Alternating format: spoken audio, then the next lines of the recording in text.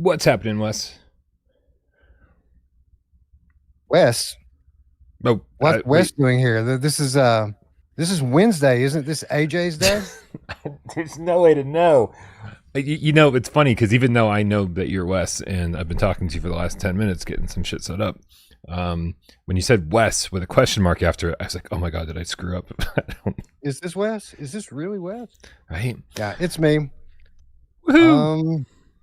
No, we just typical Wednesday shit going to hell and in the handbasket, and we're just bobbing and weaving, going with the flow, and time to talk to the cats for a little while. Yeah, absolutely. Just real quick, I want to tell people this real quick, just because I basically had a heart attack about 20 minutes ago, because I was I was working on the Vegas video, and when I'm working on the Vegas video, I'm working on very specific parts of it at once, right? Like I'm working on this section 15 minutes in or 30 minutes in, and I'm real zoomed in, and I can't see what else is going on in the project.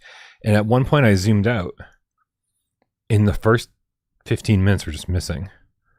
Oh no! And you got to understand, like when you see the first 15 minutes of the video, you'll be like, "That's major. That's not nothing. That is probably a dozen hours of just editing in 2-second clip after 2-second clip after 2-second clip with voiceovers and everything that's associated with it. Queuing it up with music, and it's just, I literally stood up and walked out of my apartment and was just like, it's okay, everything's gonna be fine. There's an answer here. I had to talk myself down off a ledge and then just Googled where to find my Premiere autosaves. Fortunately, it all worked out. But man, I almost had a real bad day.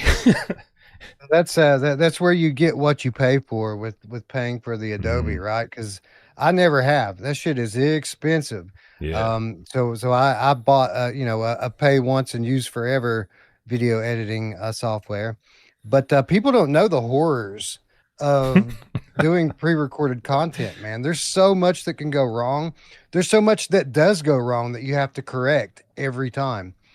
Just to get the audio synced up is a nightmare in and of itself. But at the end of the day, when you have when everything comes together and you make a great video, it's very gratifying. So I feel your pain. Like I bet your heart dropped into your stomach when you thought you had lost your footage. But I'm glad to hear that it's all good. And you know what would be an interesting project to do sometime? You should just, let's say, for something rather short, like PSVR this week, or a review of some sort. For your patrons, you should record the entire editing process. Just put a camera and mic on you and just let them see what goes into just one episode of one relatively short video. Oh my God. Just so they can see. It would no be one eye-opening for a lot. No one would ever watch again. They're like every so often I include, and by the way, Cheese and Crackers in the chat says, can you see them? All I can see is the thumbnail. We start the show this way every episode, Cheese and Crackers, so be patient. We're going to start the show in just a second. We would just like to shoot the shit a little bit before we actually push the button to go. But yeah, no, I mean, at the end of some PSVR this week, I put in blooper clips. Right, audio, like me, stammering over voiceovers that I couldn't get right or couldn't get the inflection right, and you people hear a very short segment of how bad I am at voiceovers and how many takes it takes me to get things right. And if anybody was to ever watch the entire process, it would be the most embarrassing thing ever. There's a reason it takes me a long time to get a video out, is because I'm not very good at this. Even if I've been doing it for 11 years, it doesn't change anything.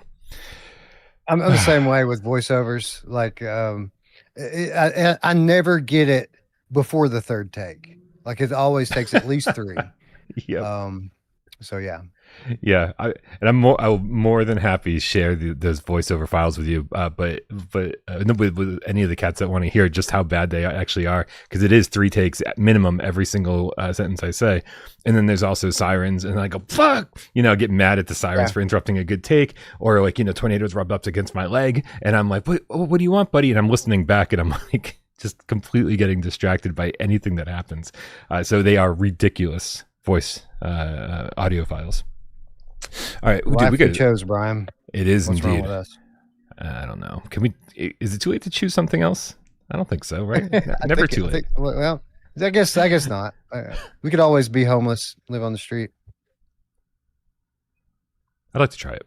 All right, you ready to do a show?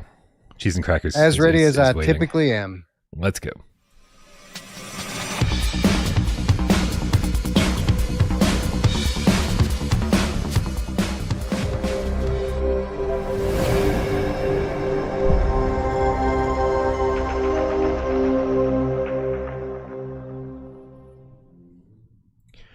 This is PSVR GamesCast Live, where we film live every single Monday, Wesday, and 2 Eyes Friday. Right here on YouTube, we do it live 6 p.m. Eastern for your viewing pleasure, but we also care so very much about your oral pleasure. That's why we put this up on podcast services of your choice. My name is Brian Paul from this channel right here without Parole. Booik. And this guy over here, to my left, your right, it is Wes Dillon from Virtual Strangers. Wes, thank you so much for being here today.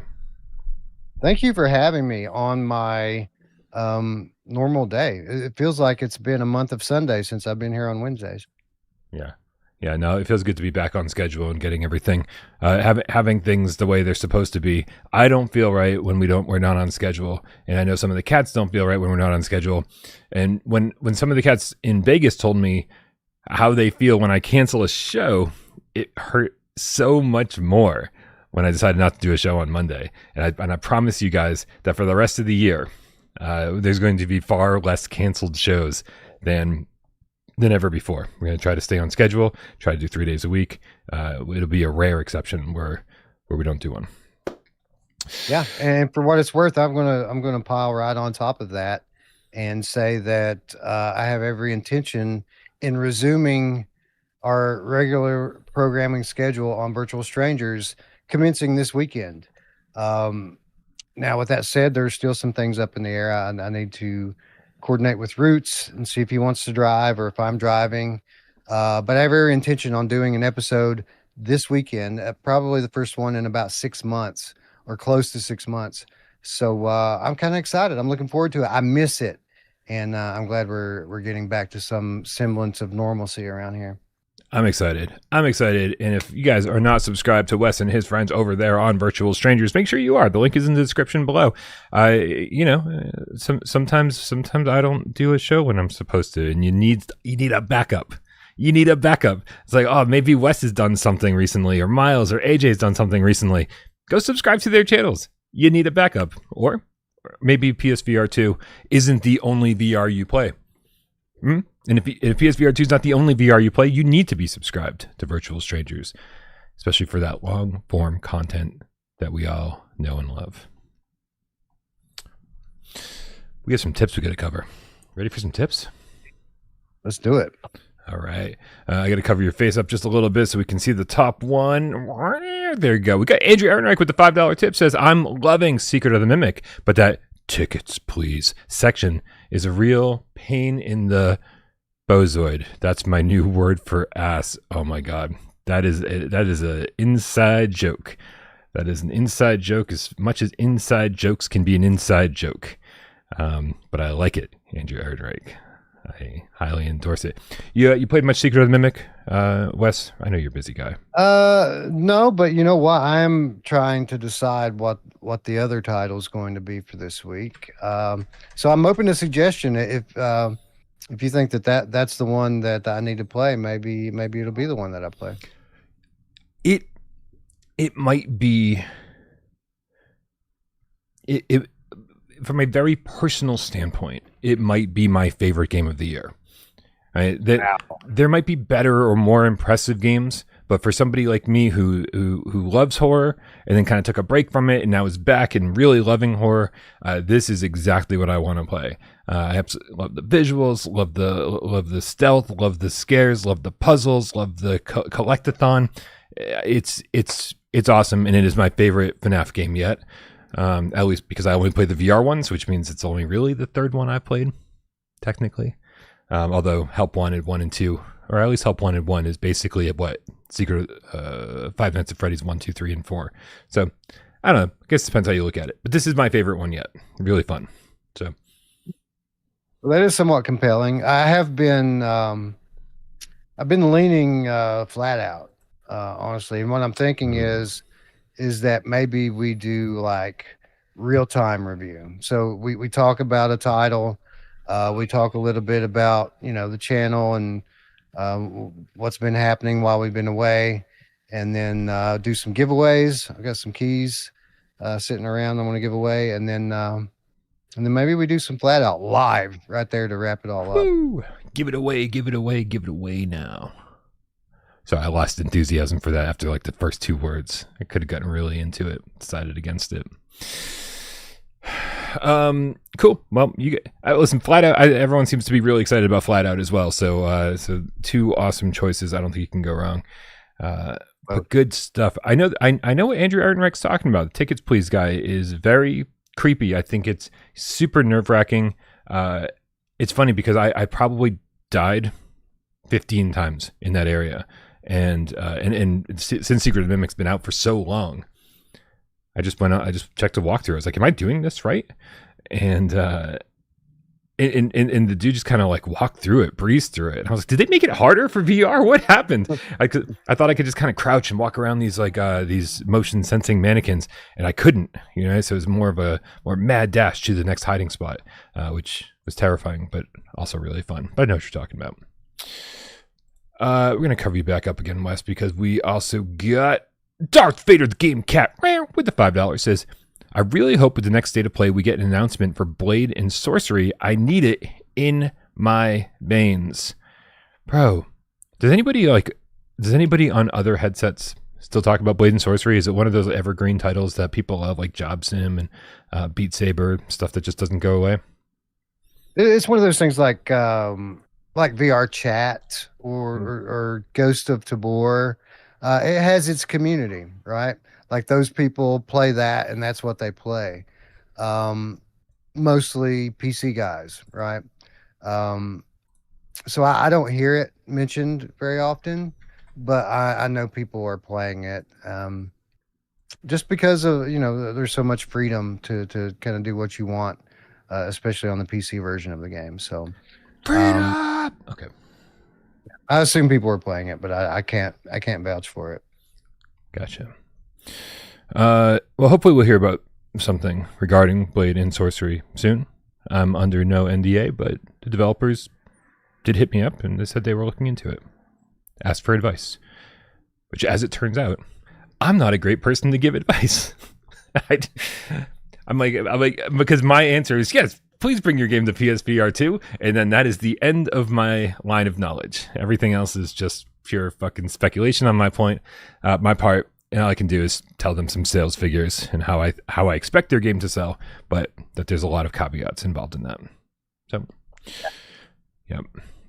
What else? We have more tips. I want to drink more coffee, but I want to read more tips. I'm definitely kind of torn.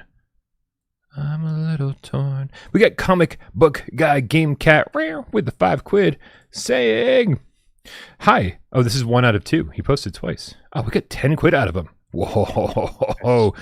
Comic Book Guy said, I posted this on your Discord, but I just thought I would post it again. Oh, I did see when you posted this. I think I responded. But the 3D in Billie Eilish is really good. I do hope for more 3D. We'll read part 2 before we continue. I hope for more 3D concert movies, maybe like Coldplay, etc. Who would you want if they did another? The reason why this is getting so much attention isn't just because it's Billie Eilish. Billie Eilish, obviously a huge act, lots of fans, but also I believe, and correct me if I'm wrong, comic book guy Game Cat, but didn't James Cameron direct this? Like this is a big deal. This is a big film production. This isn't just like, oh, some random director filmed a concert and filmed it in 3D and haha, there you go. Right? I think it's James Cameron. So this is a really big deal. James Cameron, wow.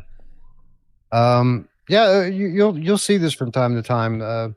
These big names from Hollywood will learn about the awesomeness of VR and decide to do some kind of pet project.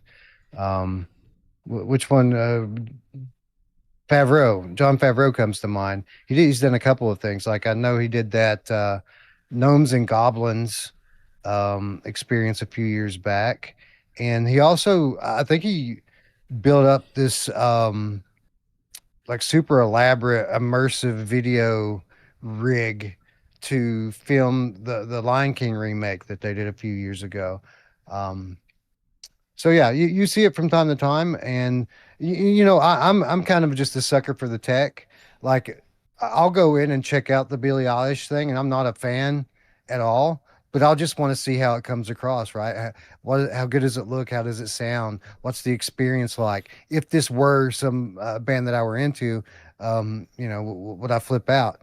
And to answer the question, I would say like Tool would be good. Um, Queens of the Stone Age would be cool. I could Dude, but probably keep going, but you I'll could, stop there. and I think like, remembering the videos on MTV from Tool back in the day in the '90s, man, like 3D, great.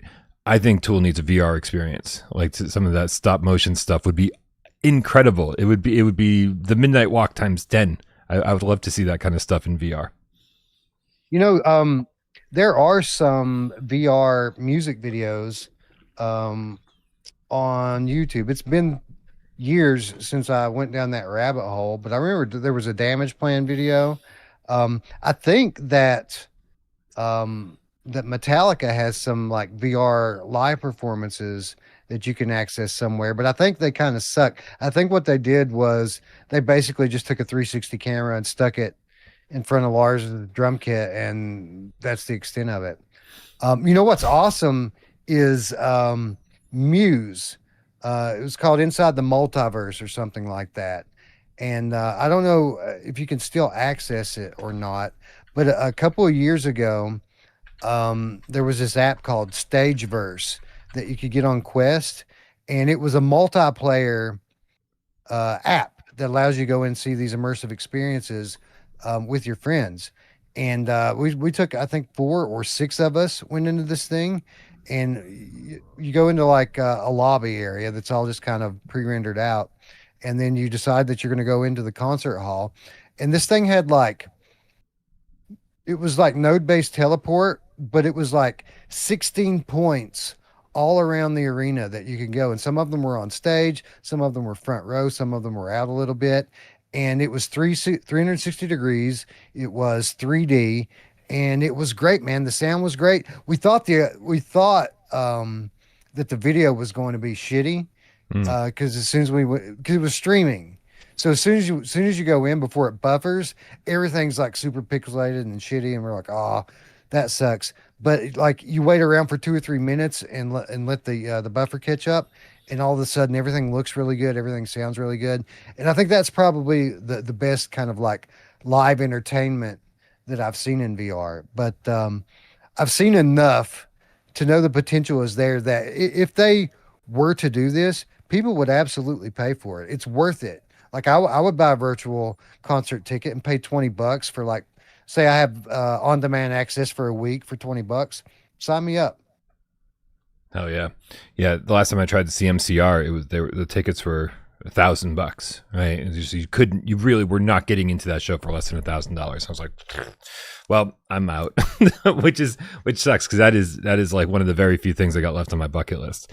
So hopefully they fall from grace and they start having a very much more reasonable tour at some point. Anyway, Andrew Ehrenreich in the chat says, wish that Radiohead PS5 thing would get VR support, be the trippiest thing ever. Radiohead would be an amazing choice for this. Darkwing Chuck in the chat says, there's some Imagine Dragons stuff on Quest and also Sabrina Carpenter, I think. That's cool. Awesome Tatum says, I watched a Dave Matthews concert in VR. Take that, My Chemical Romance fans. Yeah, You know what? You know what My Chemical Romance never did? Is dump shit on a bunch of people off a bridge. Okay? How about that? How about that? Since we're on the topic, for those of you who are interested and have Steam, Bjork has it's like a VR album or something. It's not like a live performance, but it's like a series of music videos from the Volnicura album that came out probably 6, 7, 8 years ago, or something like that. And I'm not sure if it got updated on Steam, but I know that it was recently remastered for Apple Vision Pro, and I think it's coming to MetaQuest as well. So that's something that you could check out. And I don't know if anyone here in our audience is into like orchestral music. But I'm working with a client at Impact Reality right now. We're about to announce this thing in the next week or so. I don't know how much I'm allowed to talk about it, but it's called La Pandora's Box. And it's a completely original composition for this. They call it a live concert motion picture experience. It's very much orchestra, like an orchestra playing on a stage, and you have full 360, 12K visuals, 3D all around you. But it's got themes. Like there's a theme story that they're telling. Bronson Pinchot, you know who Bronson Pinchot is? Yeah, Balky Bartakamus. Balky's the narrator, and yeah, the our client, the composer of this, has won multiple Grammys already, and again, it's not really my genre of music, but I love the tech. So like, it's a really cool thing. It's about to hit the MetaQuest store. They're teasing, like, if there's interest, that they might bring it to other platforms as well. So yeah, just be on the lookout for this thing. And again, if you're like a content creator or something, just keep an eye on your inbox. We're going to be sending out review keys within the next week or so. Nice. Just circling back to Bjork. See a lot of love for Bjork in the chat. I used to love Bjork when I was in my LSD phase. I think the two are connected for good reason. But it was a good time. I think I know one of her albums, like really, like inside out, top to bottom, and then that was the end of my Bjork fascination. Good stuff though. I had a similar fashion. I'm not a huge Bjork fan, but I love her voice. Like, I always thought she had the most beautiful, like, enchanting voice. So like, I couldn't tell you the name of a single song or a single album other than the one that I talked about already.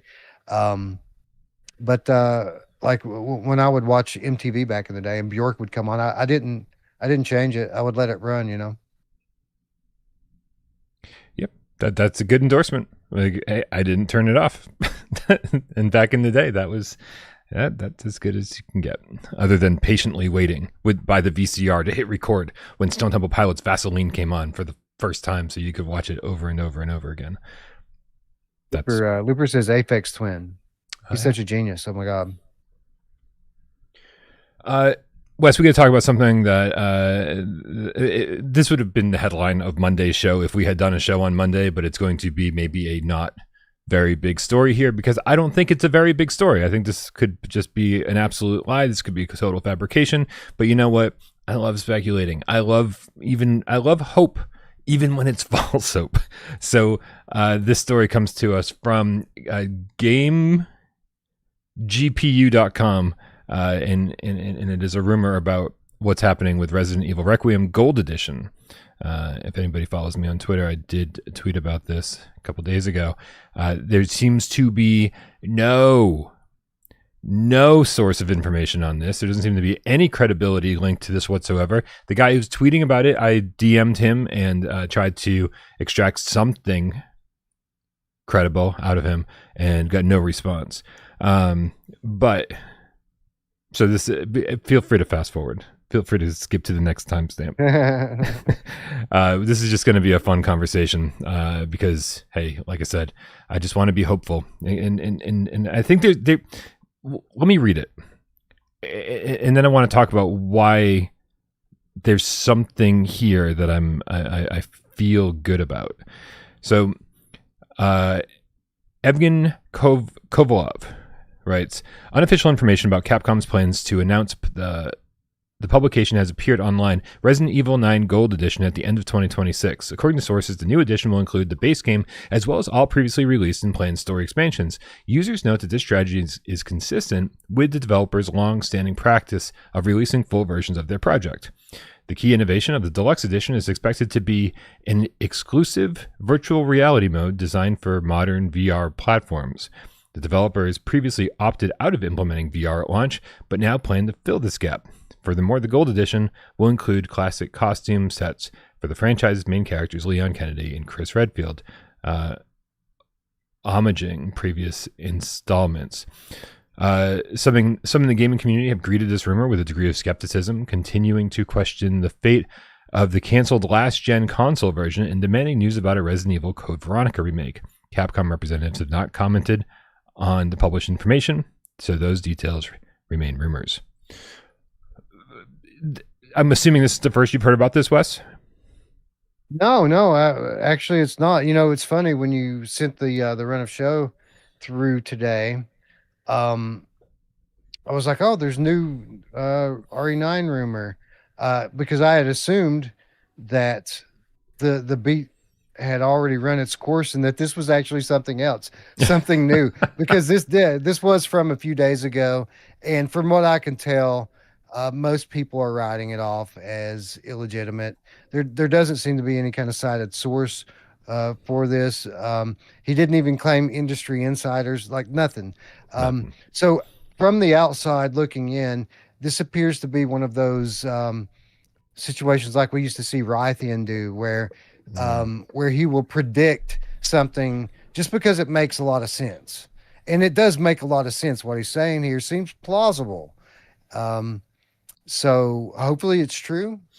But I don't think it's any more than an attempt by some dude to give himself some clout by guessing what's going to happen. And if his guessing is correct, then so very interesting of Capcom to go about it this way, because from everything we've heard, Sony had funded the VR versions of Resident Evil 7, 8, and RE4 remake. And that marketing deal was over, right? So for us just to get a free PSVR2 version, right, just as a patch, free downloadable thing you can just grab off the store, didn't make any sense this time around. So what we had been saying as part of the GameCat ops was, hey, Capcom, charge us for a VR mode. And for them to kind of hide it behind this paywall of a deluxe edition that could be, maybe $70 or $80 or $90 at launch, would force, because the game itself could probably be, $30 or $40 by the time this thing rolls around, by the time the Gold Edition rolls around, right? But by including all the DLC, paid DLC, whatever it is, and a VR mode, they could legit get VR gamers to pay full price or higher than full price for a game that has been out for, almost a year by the time this thing rolls out. So that's what I like about this, is that it kind of makes sense with a pricing structure, and there's not many other pricing structures that actually make sense other than saying, hey, PSVR2 gamers, here's the VR patch that you usually get for free. It's now $29.99, right? Which feels a little worse somehow. Sign me up. I didn't buy. Well, I was going to say I didn't buy it yet, but I kind of did. I bought it on PC so I could play it in VR. But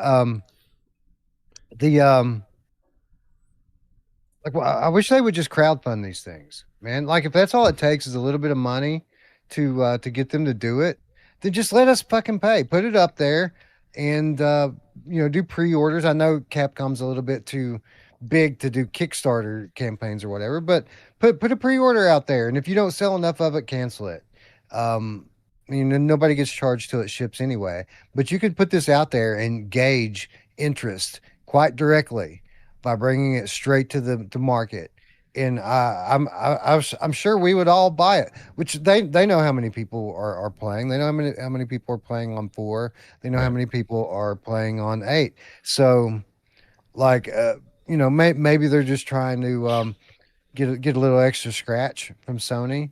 But even if they don't, like, man, put it up. I'll pay $60 for it. Whatever, man. Just let me play the way I want to play. Yeah, Capcom recently released their sales figures for I think every game they've ever released, and Requiem is pretty high up there. For a game that only came out a couple months ago, it is.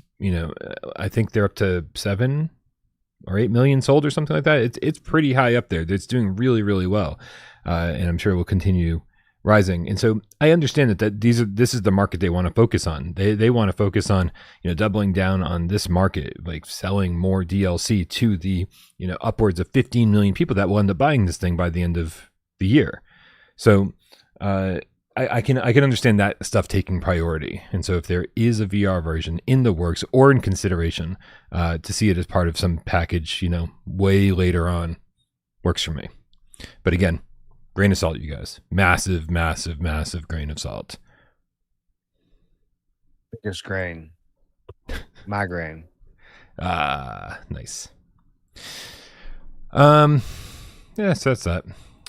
We found out today, I believe, that Along Survive got delayed, and we don't actually have a release date for the release. We don't have a release date for the release. I don't think I have to read this entire thing, but they do say, soldiers, we have some difficult news to share. Along Survive will not launch on May 14th on PSVR2 and Steam VR as planned. We want to apologize. During our final testing process, we found a problem affecting the crossplay connection between platforms.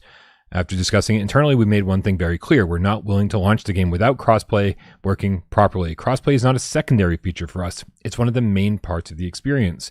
Along Survive was designed around co-op gameplay, and releasing the game with that experience broken would simply not be right. So, and then they go on to say that they will not announce a new release date until they've got everything fixed. Works for me. I've got no complaints about this. I love it. I love it. This is what you're supposed to do. And it always kind of hurts a little bit to see these young developers who are new in the VR game having to kind of get their hard knocks and learn like everyone else has to learn. You don't put a date on it until it's ready to ship 100%. I mean, as PSVR fans, we've seen it time and time and time again. Oh, we need another 2 weeks. We need another month. Yeah. And then that rolls around and they're still in QA. They thought for sure that it was just the one thing that Sony told them last round that they needed to fix. And then turns out that there were 3 more things they found this time around. This is how it goes. But 5 years ago, half of the developers would have just launched it anyway and launched a broken game and ruined their reputation forever. And we don't see that so often anymore. So I want to applaud them for their honesty, their transparency, and quite frankly, for being brave enough to face up to it and share with everyone. The only thing that's unforgivable to us as consumers here is that you try to sell us something that's broken. And as long as you don't do that, I'm on your side. The best part about this from my perspective, because I don't give a fuck when games come out. I don't care if this game comes out next year. Like I don't get super attached to too many projects. I'm totally fine if something gets announced and then it just goes radio silent for 2 years, and then as long as we finally get it, I'm pretty happy.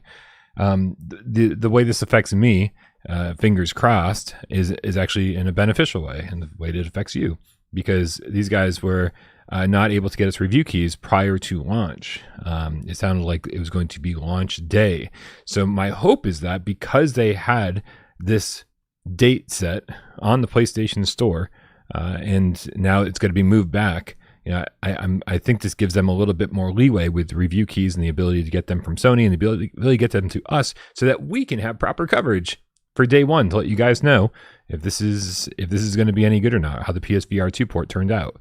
So that's my hope, is that it will actually be beneficial for them, because then it could launch day and date with a review that no one will watch, and maybe we can get the crew together and have a little 4-player co-op action on a stream or something. So that's what I'm hoping, that this works out beneficially for us and then all of you as well. It's going to benefit them tremendously, because this is the type of game that assuming that it's good, that's a big assumption. Mm-hmm. This is the type of game that doesn't start to shine until you have hours and hours into it. This is like totally progression based. Like you've got to grind on this to build up your character and unlock things so that you can make it deeper into these runs. And it's co-op multiplayer. So you've got to kind of gel with your team here. So, it would have been bad for them if we were trying to cover this the day we got keys, live streaming, what have you. Um, yeah, best of luck to them. And yeah, hopefully they get everything worked out and polished up ahead of the summer season. Wes, what is polyarc teasing? If anybody I don't know, has I didn't see seen, it. well, oh, you know what? I don't think I gave you the link. Did I give you the link? No, you did not. I Here, can find it though. Yeah, it's just their first tweet here. um, they have tweeted. Let's see if I can bring this up so everyone can see it. Over on their Polyarc Games Twitter account. Here it is.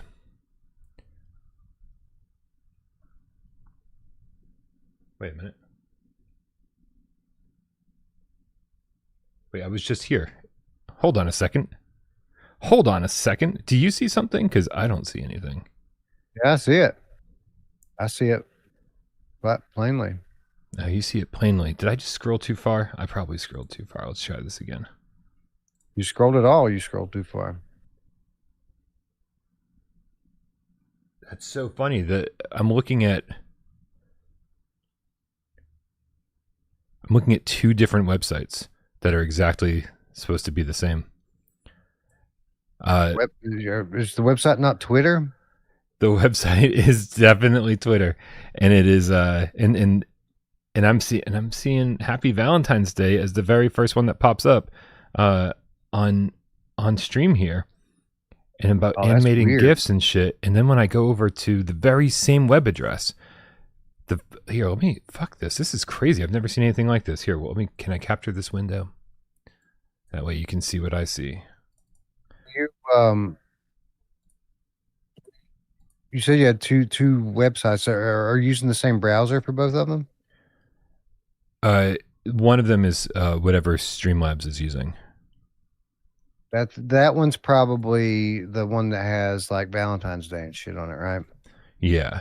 Yep. Yeah. So what's going on here most likely is that it has cached the site from the last time you looked at it. So you're looking at basically stuff that's living in your internet files memory. You just need to refresh it. But we don't want to see that. No one wants to see what's living in my internet file memory. Anyway. So yeah, I brought up the active one, and so 6 hours ago they posted tomorrow with a little mouse emoji. Wes, I don't keep up with Polyarc games because Polyarc has not put out anything for PSVR 1 or PSVR 2 in quite a while. They did Mossbook 1, Mossbook 2. They were on this whole thing with Glass Breakers, which is the multiplayer game. And at one point they had announced that for PSVR 2. It seemed like they backtracked after a while. I don't know if that didn't perform very well on Steam or Quest. And they were just like, well, this isn't worth it. Why are we spending time and money on a port of a game that nobody seems to want? But what we do want, what I know AJ wants, is Moss 3. Could that be what they're teasing? Normally the pessimist in me would say that you're being a bit too optimistic here. Always. I think this is it's not just AJ. This is what I want.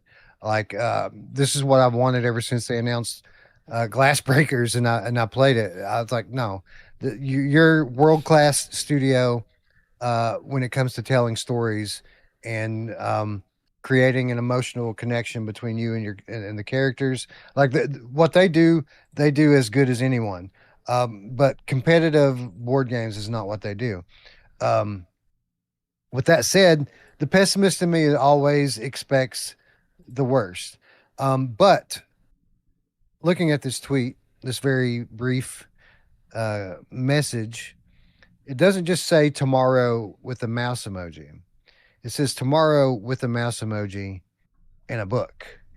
And that Oh, book is what gives me hope because this could be book 3, right?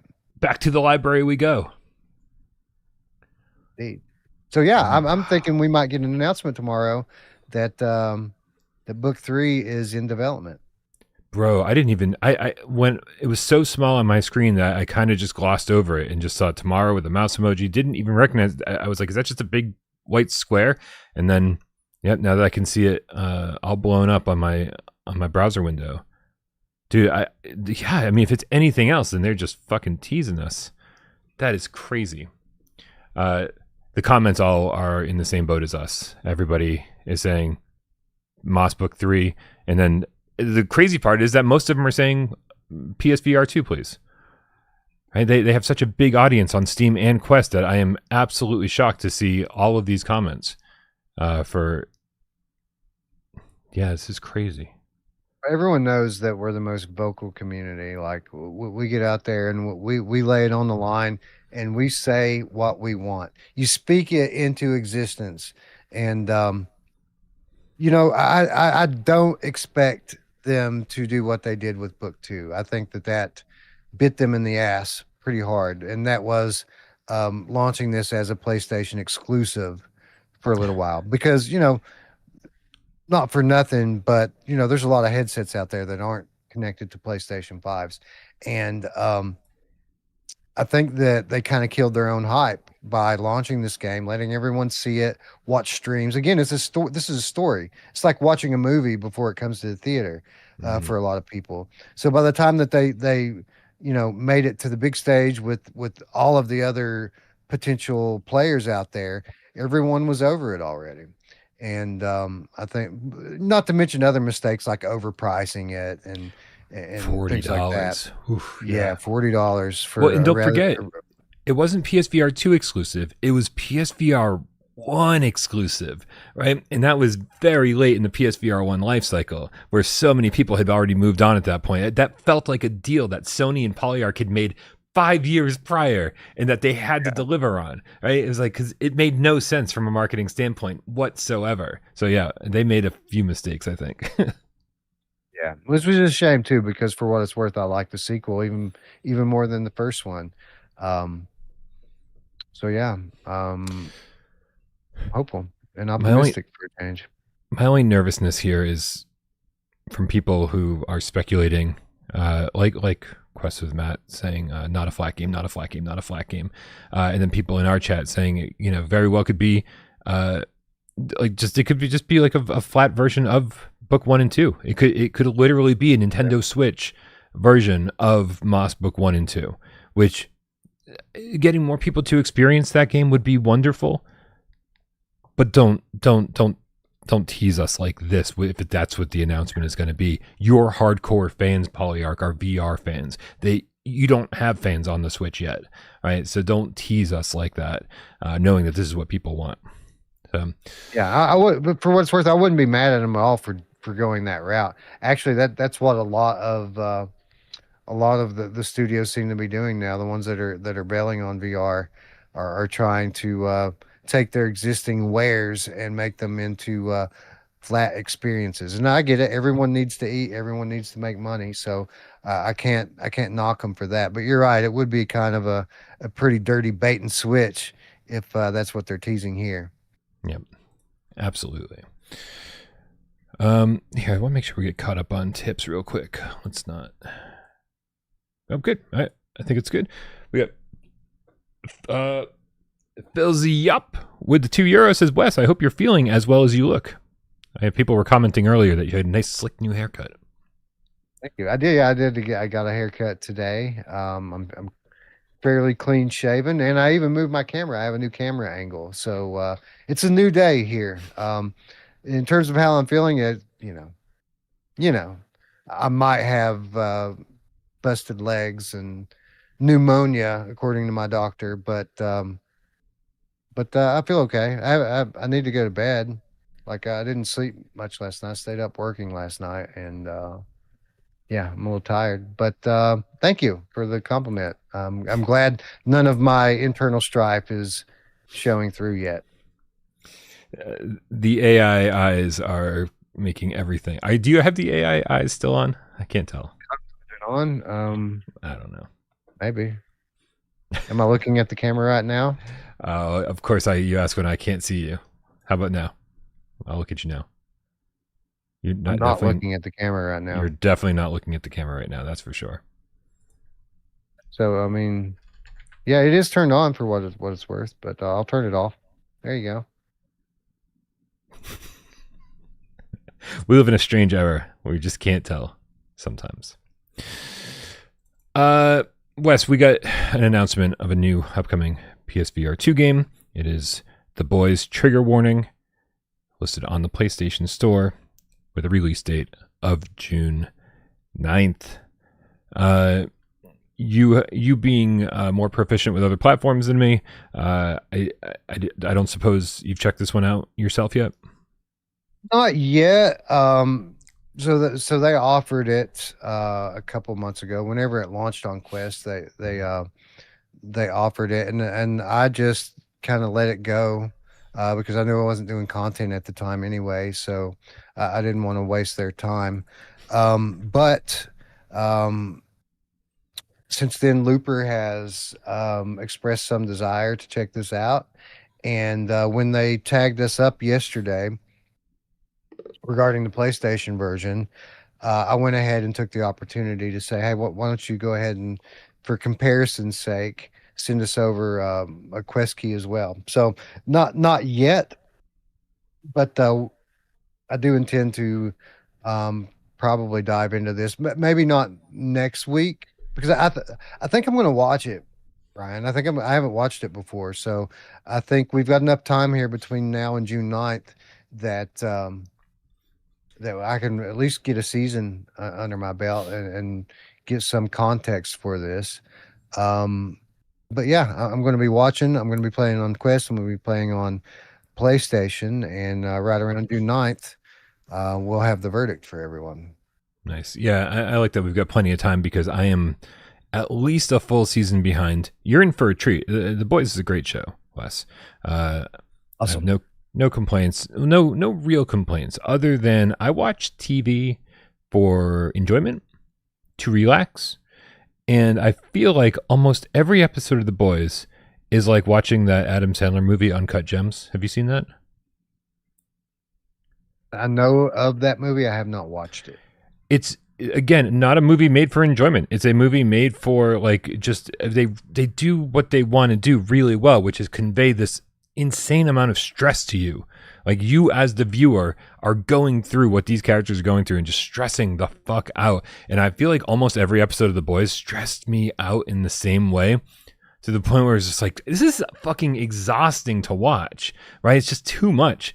And but which is good, right? Because like I've said before, that the reason I love horror is because it's an emotion I can still feel, that I can still be influenced to have while watching a piece of entertainment. And if you and this is something different. This is in the same vein, but a completely different emotion. And so I think that's why I took a long hiatus from the show. It's like, I've got enough anxiety in my life. I've got enough stress in my life. I'm tired all the time. I don't need this compounding it and driving me to an early grave. But with the game coming out, fucking worth the heart attack. So I'll get caught up, and it gives me plenty of time between now and the release date. I heard mixed things from the game. I had heard mixed things when the game came out on Quest, but as always, I don't trust anybody else. I want to see what I think of it. Yeah, I haven't heard a ton on it. I think the one negative I heard about it on Quest is that it may have some inconsistent frame rates on it, and of course, you would expect that to be remedied on console. Remind me, Brian, what platform can I watch this on? I believe it's an Amazon show. So if you have Prime, which we all kind of do just for our package deliveries. Yep. Good stuff. Really good stuff. It is crazy. It's over the top, and so I hope the game is as well. I hope the show never pulls any punches. It is just balls to the wall crazy, and I hope that, because everything I've seen from the game so far, other than being like you can open doors by doing, which I think we all want to do in real life, just like use telekinetic. That's great, but I mean, it's nothing I've seen so far really conveys the feeling, the craziness, the chaoticism, if that's a word, of what I've experienced in the show. But again, happy to be proven wrong. I'm excited for the possibilities of it. I mean, Synapse gave us just a little glimpse of what our beloved PlayStation VR2 platform can do with a superhero game, right? So I don't know how outside of the box they're going to go with regard to platform specific features. But given this is something from Sony Pictures Virtual Reality, you'd think that they would pull out all of the stops for their platform, right? So who knows? Maybe it'll be significantly better than the Quest version. I mean, correct me if I'm wrong. Sony Pictures Virtual Reality was also one of the teams for Starship Troopers, which like really could have used a little bit more love on PSVR2 in terms of resolution. At least you get in there and like it's a little shocking. It doesn't look better than it is, but then you play it and it's fine. I don't know. So anyway, there is a pre-order discount. If you're a Plus subscriber, you can save 20%, making it $24 instead of $30. I hope the embargo is up prior to release, but I don't think it is. So they had a weird embargo. Oh no, I'm thinking of a different game. Never mind. Yeah, I'm 99% sure that this is a release day embargo. So you're right. Yeah. So we'll get you the information as soon as we are able to. Apologies for not being able to get it to you sooner than that.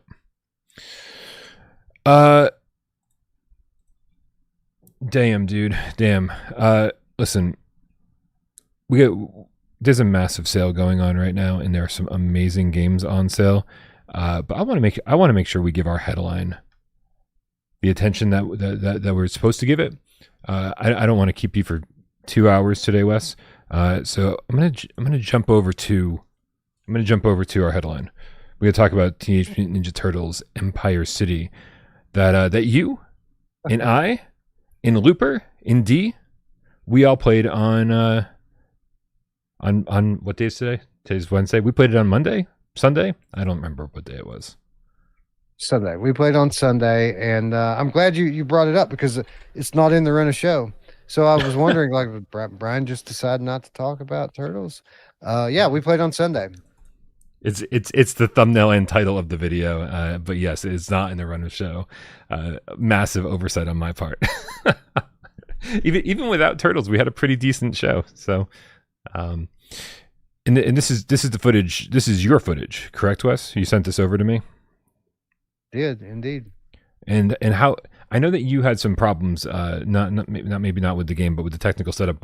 How did you end up playing this? What headset?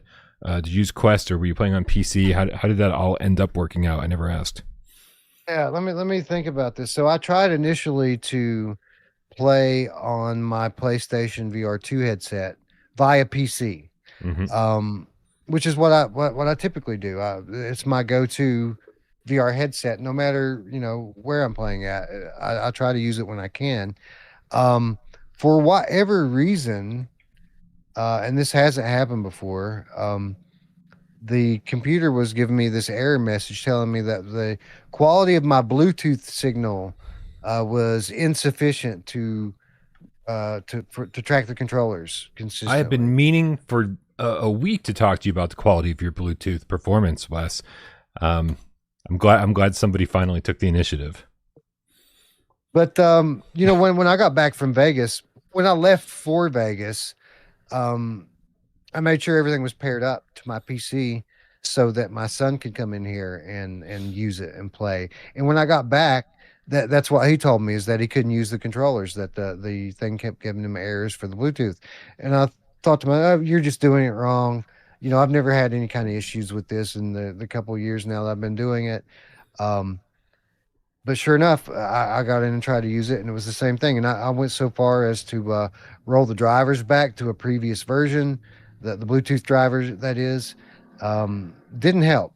And we're talking about a game here that has a pretty substantial tutorial. It takes time, and I have my friends waiting on me. So after 20 or 30 minutes of trying to get that thing to work, I had to cut bait.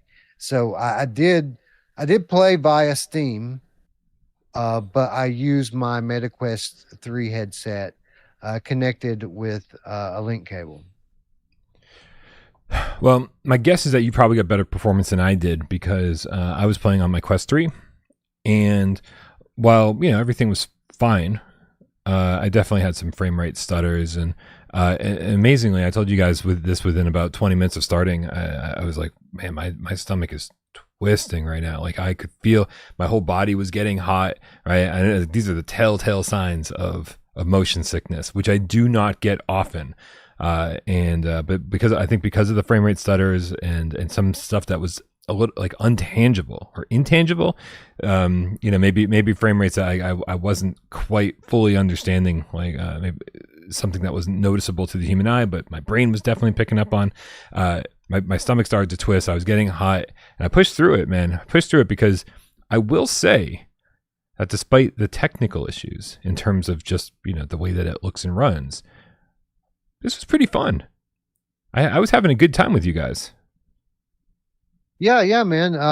It's that age-old thing that we see time and time again. VR is just fun with friends, man. If you've got cool friends, then it's a good time. Yeah, I mean, where do we start? Like, I had tempered expectations with regard to it from a production standpoint.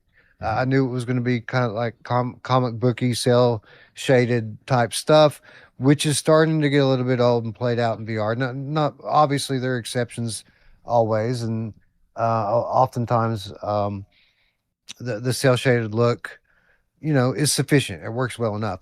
Um, I would go beyond that here for this. I would start by saying that this looks pretty good. Like the lighting's really good in the game.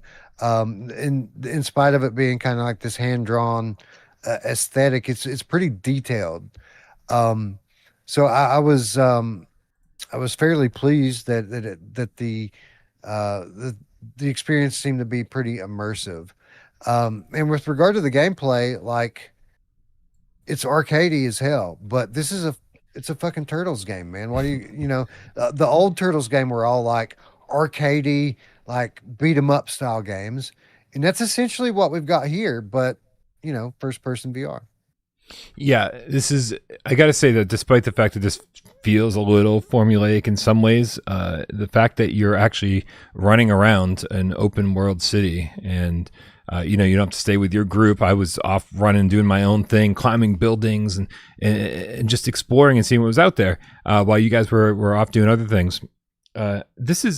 It's amazing that we are this many years into the PSVR2's life cycle, and open world is just not a word we hear very often.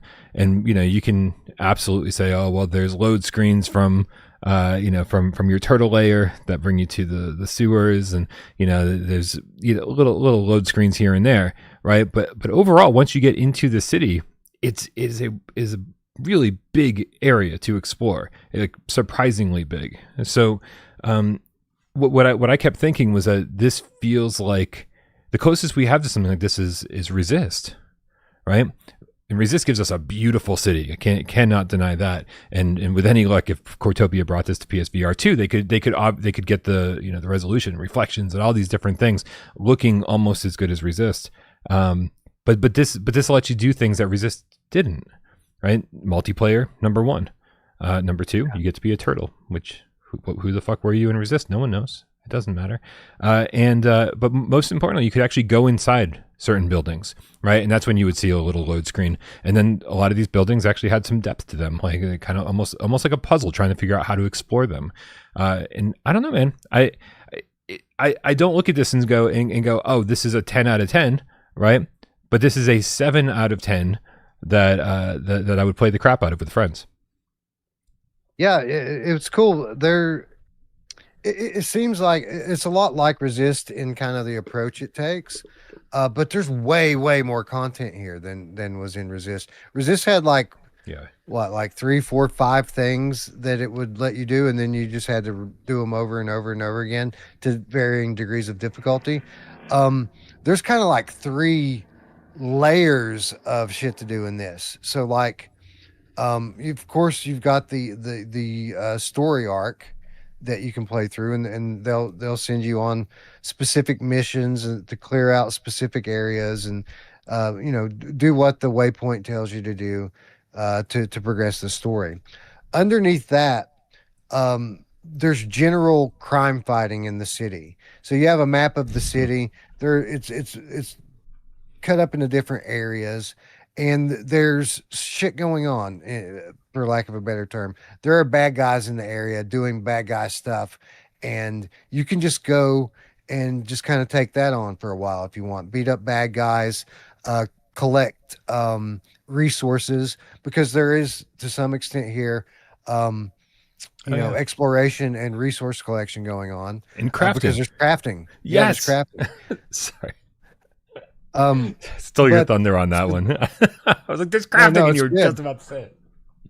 So there's that layer, right? And by the way, that replenishes. Like, it tells you, you have a running like statistic of how much crime's going on in the city. Like, it's at 90%, 80% of the city's in crime. So you're clearing out these areas, taking on these bad guys, beating them up, clearing it out, bringing that number down. But actively, as this is happening, more of the Foot Clan is coming back out on the street. You'll hear it over like the police scanner that there's some crime taking place in some coordinate. So that's running forever. Like, you can sit and do that with your friends, and if you do only that, you'll have a great time. Um, Underneath that, even still, there's another layer of mini games, and this is kind of what reminds you of Resist, where they're pretty basic mini games. Right. You know, time stuff takes 60 seconds, 2 minutes or something to see how fast you can do something.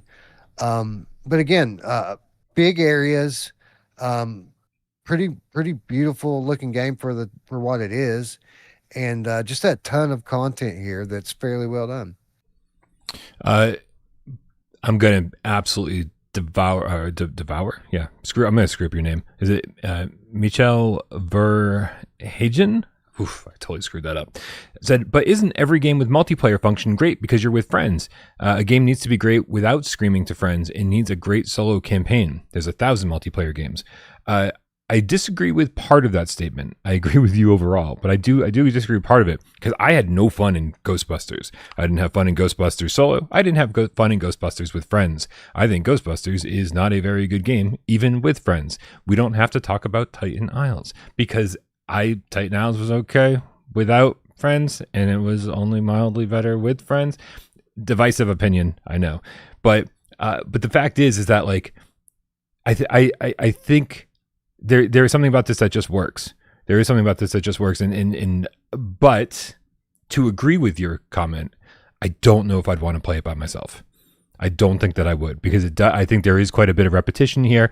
The stuff that you're doing in the 2 hours that we played, maybe not even, I felt like we were already seeing, oh, this is the formula that we're following. We're doing this. Okay, now we go back. Now we're doing this, and it's very, very similar to the last thing we just did, and going back, and now we're going. And so again, I think some things are great with friends, and I think some things are designed to be played with friends, and I think this is one of them. But single player, probably not. So hopefully that clears things up a little. I'll agree with you for the most part. I don't see myself going back into this to progress the story campaign at all. Mm-hmm. Where I could see myself going in occasionally to play alone would be just to try to chase leaderboards on some of the mini games. Okay. Like those types of things take practice, and there is a running leaderboard, so I could see myself grinding on that a little bit. And resource collection. Like, I could see myself going back in here and looking for the chess pieces and blueprints and schematics, And what was the other? This is scrap. You can pick up scrap for crafting. I could see myself say this is something we're playing every weekend until we beat it. I could see myself going in once throughout the week by myself just to grind a little bit, push myself up the leaderboards and find some things because I don't like searching and exploring so much in a multiplayer setting because I'm very slow, methodical with how I go about looking for these things, and I don't want to make people wait on me. So I could see myself going in alone for those sorts of activities. Yeah, I could totally see that. And I don't know if from what we've seen so far, I don't know. Crap, how the fuck do I log out of the Quest store? Why don't you? You have to click on your icon, and it'll bring you into a completely different account page, and it'll be on the bottom left. Oh my god. Anyway, I was just trying to see how much it costs because somebody in the chat asked, and this just is open up a private window. More difficult. Or I can look it up for you. I can look it up for you if you don't mind. If you don't mind, because it is out, and we do know how much it costs, and I want to say it's $30. I could be wrong, but that was my thought as well. But I'll confirm that for you. Darkwing Chuck in the chat is saying it's $25 on Quest and Steam. So,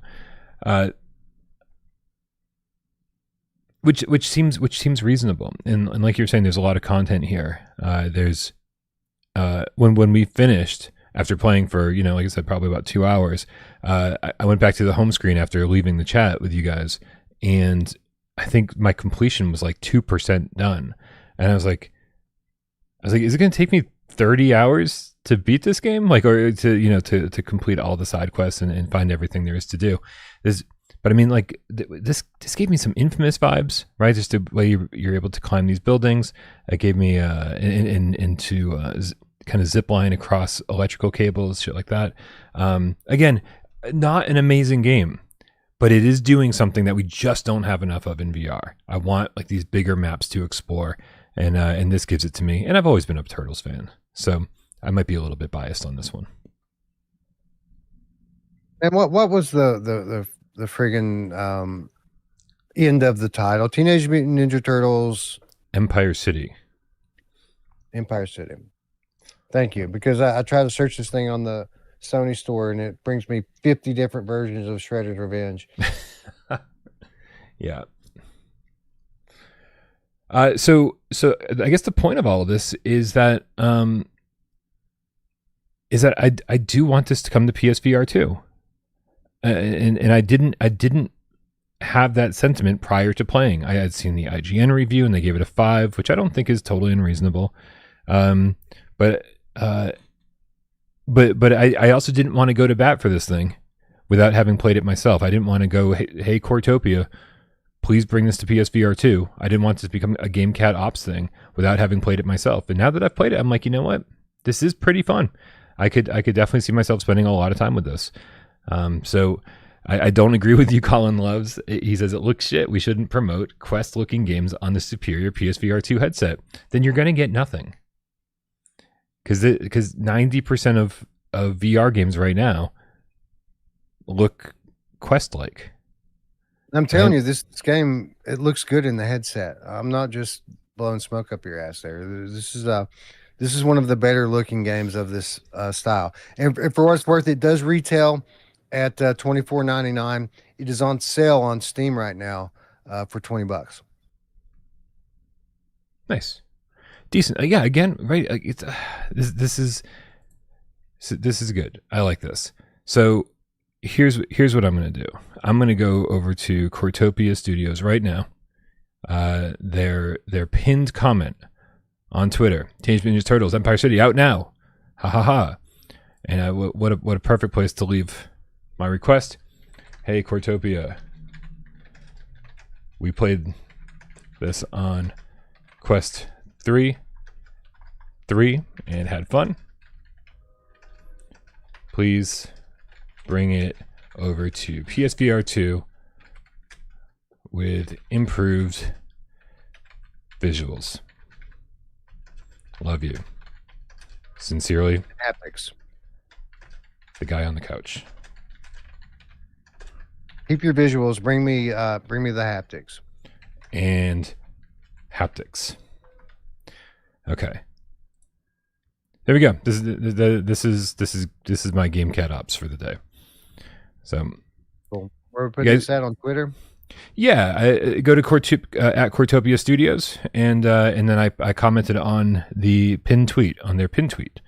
And so if you guys are interested, if you want to get on board, you want this game on PSVR2, go on over and respond to my comment, retweet my comment, like my comment, whatever you want to do, or leave your own comment. But let's just show them that there is some desire here. Not every game has to be a 9 out of 10. Right? Some games can just be a good 7 out of 10. I think that, and I feel that's exactly what I played. And I think on PSVR2, it could really shine. Again, if they somehow made Empire City look like Resist, I'd be in my glory. Like, this is great. All right. Wes, you want to do like 5 minutes looking through the sale? Yes, please. Let's do it. I always have fun when we look through these things. Nice. There hadn't been a big sale in a little bit, and then and I saw Kisnell posting in the Discord today, basically saying, "Here, you know what? Let's use the same window." Posting about all the different sales. And I was like, "That's craziness." Oh, I see no items in the sale. Did the sale start yet? Hold on, let me go to the deals. I have no clue on this one, bro. Next level savings. Let me sort. I just have to do this manually. VR, PSVR2. Let's see what happens. All right. All right. So if you go to next level savings,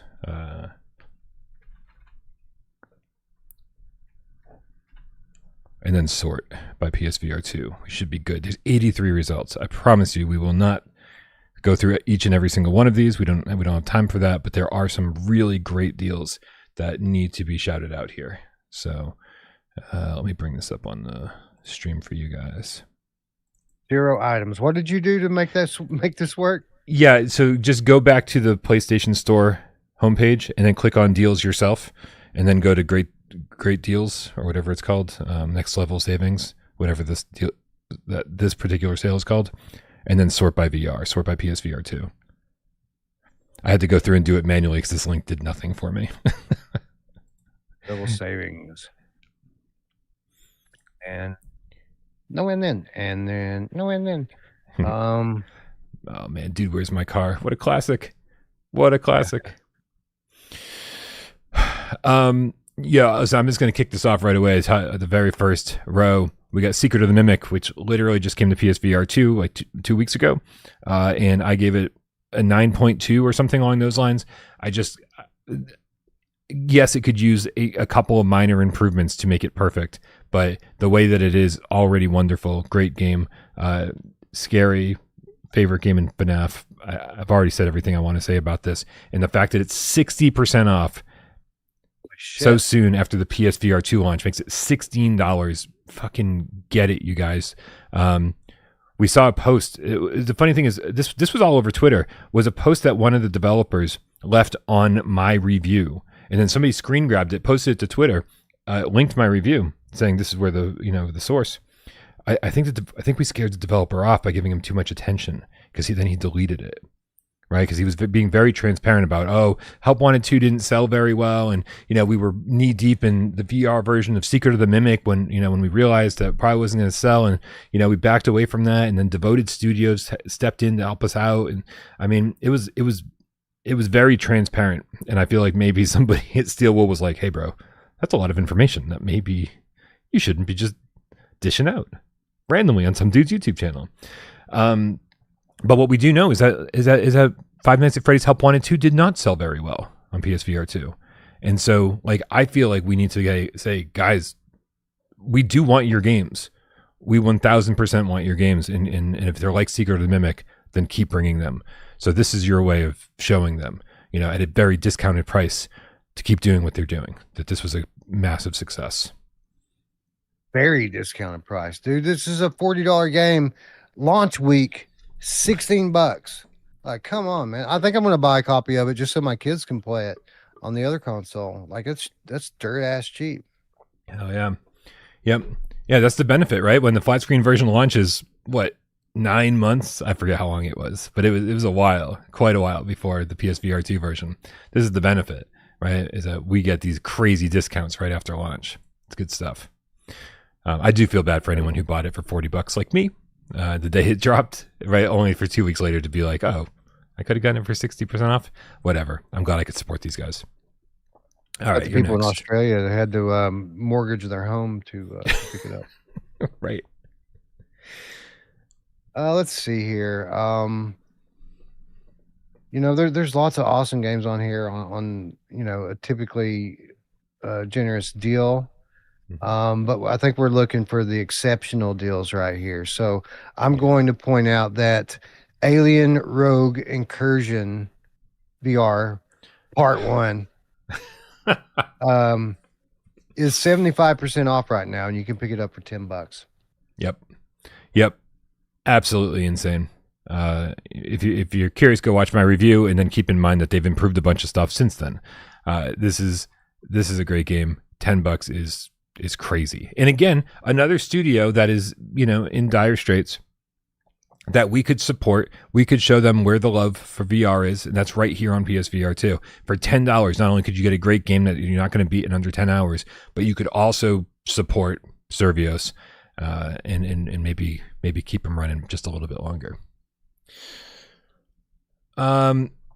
Dude, I mean, listen, so many great games on sale. Oh, fuck. Okay, just because we just talked about Moss, I'm going to stop here on Moss, and I wasn't going to. But this Moss bundle is... You guys can't see the whole screen, can you? No, you can't. The left side of this is fucking cut off completely. Great. But yeah, Moss Book 1 and 2. Again, games that came out for $30 and $40 respectively on PSVR2, $70, eventually got price cuts and then got bundled, and now is on sale for half of the bundle price, $16 for two amazing games. Beautiful. If you don't understand why we're sitting here raving about Moss, then, well, this is your chance to find out really cheap. There's the other games. Yeah. Look, we found them. VR royalty. Like, this is one of those must-own titles for VR. Like, when people say, I just got my first VR headset, what should I play? This is always one of those games because it's comfortable, and it really showcases the headset, especially the PSVR2 headset, the beautiful OLED panels. And to clarify, I'm just responding to people in the chat. The Survios did not get shut down. Almost all the developers got let go, which can very frequently, especially if the studio's in a tough position, can signify the end of a development cycle. So my guess when we talked about this wasn't that Survios is done for. It just meant they don't know what their next project is, and they had to lay everyone off because money's tight, and development for episode 2 is likely coming to a close. That's my guess. Well, I mean, it's not just Survios. It's literally every major player from Gen 1 of VR, they're now adjusting. The Meta Quest 2 experiment fallacy has failed, and they were staffing and investing as if that 20 million headsets from that generation was going to become 40 this generation. That obviously is not happening, and they have to adjust. But that doesn't mean they're going anywhere. That means they're just taking a step back to a new reality now, essentially, and that is that we're kind of in the infancy of VR all over again, which is sad. A decade in, but it's also rather exciting in terms of possibilities. So Agreed. I'm glad Survios is still with us. The same thing can be said for Cloudhead and In Dreams and Fast Travel and literally just about everyone. So, yeah. Despite a few bumps in the road for all of them. I said Um, Moss, so yeah, I guess you're next. um, and so if I look past the Moss and Moss 2 bundle, the next two entries are all-time games. They're on the all-time list. So while I don't think this is the best deal ever for Madison VR, it's a hell of a deal to pick that game up at 21 bucks. Yeah. So if you don't have it, you should. So I'm going to go ahead and shout that one out. Yeah, I'm with you. You step into Madison VR and you suddenly realize what 90 frames native really means. You suddenly understand what uh, real, like close to photorealistic environments means. You suddenly realize what the black screen OLED panel means, right? And what it all culminates into is a true sense of terror when you're in that game. So I am with you. It might not be the greatest deal ever, but for 21 bucks, if you haven't gotten into it yet, absolutely. And I think you wanted to say Arcanage as another game, which is directly next to it for $18, down from 40.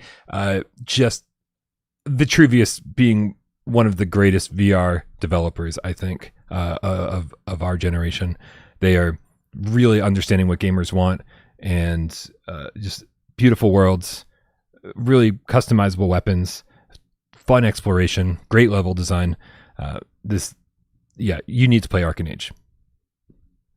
And when your team has 6 dudes on it, you don't have to lay people off when meta goes belly up. Right? Yeah, and I think they are up to 6 dudes. I think it was just 2 of them, right? Because it was Blake and Colton for the longest time, and then they had a couple of people helping during Arcanage, and I think they staffed up to 6. They went from 2 to 6 for Arcanage 2. So hope it works out for them. Right, dude. That game was so close to being just perfection. Like I really can't wait to see what they're going to do next. Yeah, big time. All right, I went to the next page. Are you ready for the next page? I'm going to really quickly, out of the kindness of my heart, shout out Underdogs for $8.99. Mm-hmm. Like, I think it's an underrated title. Again, I didn't. I played it on other platforms. I didn't play it here, so caveat: maybe the port's not as good as the version I played, but the game I played was pretty awesome. And for less than 10 bucks, you can't go wrong. That's an easy bargain bin win, in my opinion. Yeah, I'll give it to you on that one. I agree. Underdogs is a good game. I didn't love it as much as everyone else did, but for $9, it's worth checking it out for yourself to find out if you will love it as much as everyone else did. My big caveat on that one is that, well, they've already said multiplayer is not coming to PSVR2. So when everyone else on other platforms gets to celebrate and saying, all right, we got the multiplayer mode, we're all going to be sitting here with our $8 game going, not us. So you decide how you want to feel about that. However, VR Skater for $7 is crazy. I love VR Skater. I know not everyone loves VR Skater. Right? VR Skater was painful to learn because I would fall on my face in game constantly, but also like the muscles that you're moving like constantly, and trying to use your hands as feet almost. It was exhausting. It was really exhausting, but man, it was so satisfying, and I just love what they did here. And for $7, on sale from 35, no brainer for me. I'll agree with that. I do not love it. Like the way you feel about Underdogs is kind of how I feel about VR Skater, to some extent. Although my criticism is a bit different. This is hard. It's the best. It's a skating sim. This isn't like an arcadey skateboarding game. It's a skating sim, and they pulled it off, man. Like they translated the movement and overall vibe of real life skateboarding into something you can do with gestures with your controllers. So they really did an exceptional job of a very difficult task. But it is not for casuals. Like, you got to put in the time to get decent at this, and just the failing and failing and failing again at basic stuff at the beginning of it was a little too much for me. but I can appreciate it for the technical achievement that it is, and certainly can appreciate the $6.99 price tag that it has on it right now. Dude, the soundtrack alone is worth the $6.99 price tag. Yeah. All right. And then if we're talking about VR Skater, and I look at the very next two entries following it immediately, we're again talking about some of the best titles on the platform, and we'll start with Hellsweeper VR at $10, and take an extra what, $2 off of that. Yeah, it's if $8. you have Plus. Yep. Yeah, $8 for that. That is an incredible game, a load of content, and it supports multiplayer on top of it. You can play with your friends. Yeah, this is a rare exception to our rule. Like this is a game that came out and it was an absolute mess on PSVR2. I mean, just visually, like unacceptable. And this team, despite the fact it wasn't selling on the platform because obviously no one was going to buy it the way that it was, they spent so much time and so much effort getting it up and running. It looks crazy sharp. It looks awesome, and they've added 3-player co-op, which is just, I mean, that's the way to play it. And going back to our previous conversation, really fun game to play by yourself. Like, no question about it. Really fun game to play by yourself. It just gets better with friends on this one. Got to grind on this game. It's got some like big boy progression here. So any amount, if you're going to get into this, any amount of time that you can put in by yourself, your friends are going to thank you for it later. Yep. The title right after it that you were referencing is Of Lies and Rain. This is a game that I fell in love with. Right, it just does everything differently. Right, when you're so used to how Metro works and how Alien Rogue Incursion works and how these traditional first person shooter narrative driven adventure games in VR work, Of Lies and Rain just goes, yeah, we got a different idea, and it just feels like they've taken their own road. And I absolutely applaud them for how they handled it. I loved that they weren't afraid to let you sit in silence without some robot companion talking to you. I loved how, that you just pull up a chair and fucking sit down and read these text logs if you feel like it.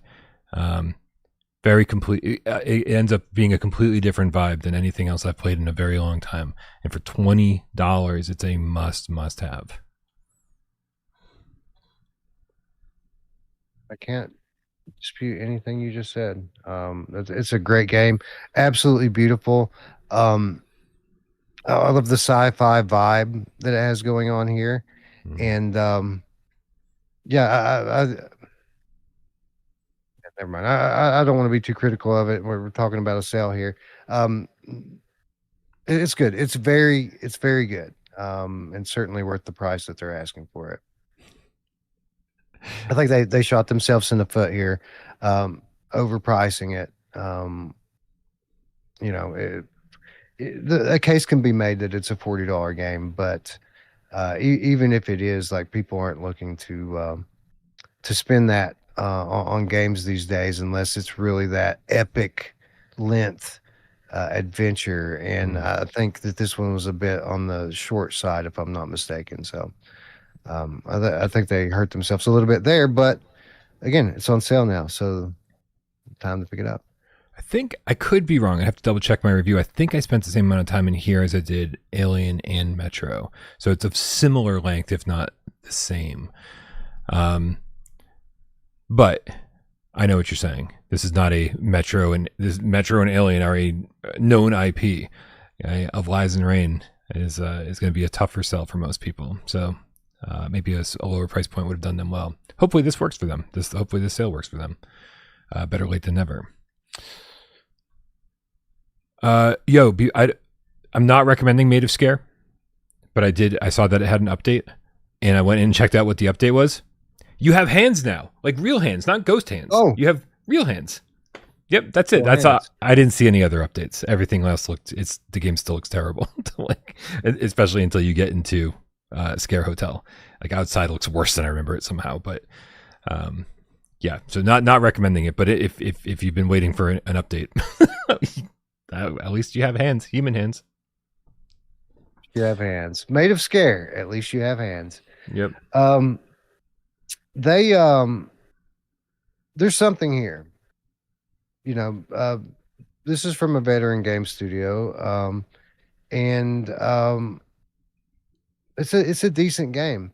It has Yeah. some technical problems, but I don't consider those problems to be game breaking. If you're like me and you're into this genre, right? If this is your type of game. With that said, I think they need to go a little bit further with the discount here, like 10% off. I know it's still relatively close to launch, but yeah, get this one sub $20, and I'll start recommending it to people. Get it a resolution patch, and then I'll definitely recommend it to people because I thought the game was great. Some people shit on this and just say, "Oh, it's trash. There's nothing redeeming." No, the game is good. You just have to kind of get used to how it looks, and you do.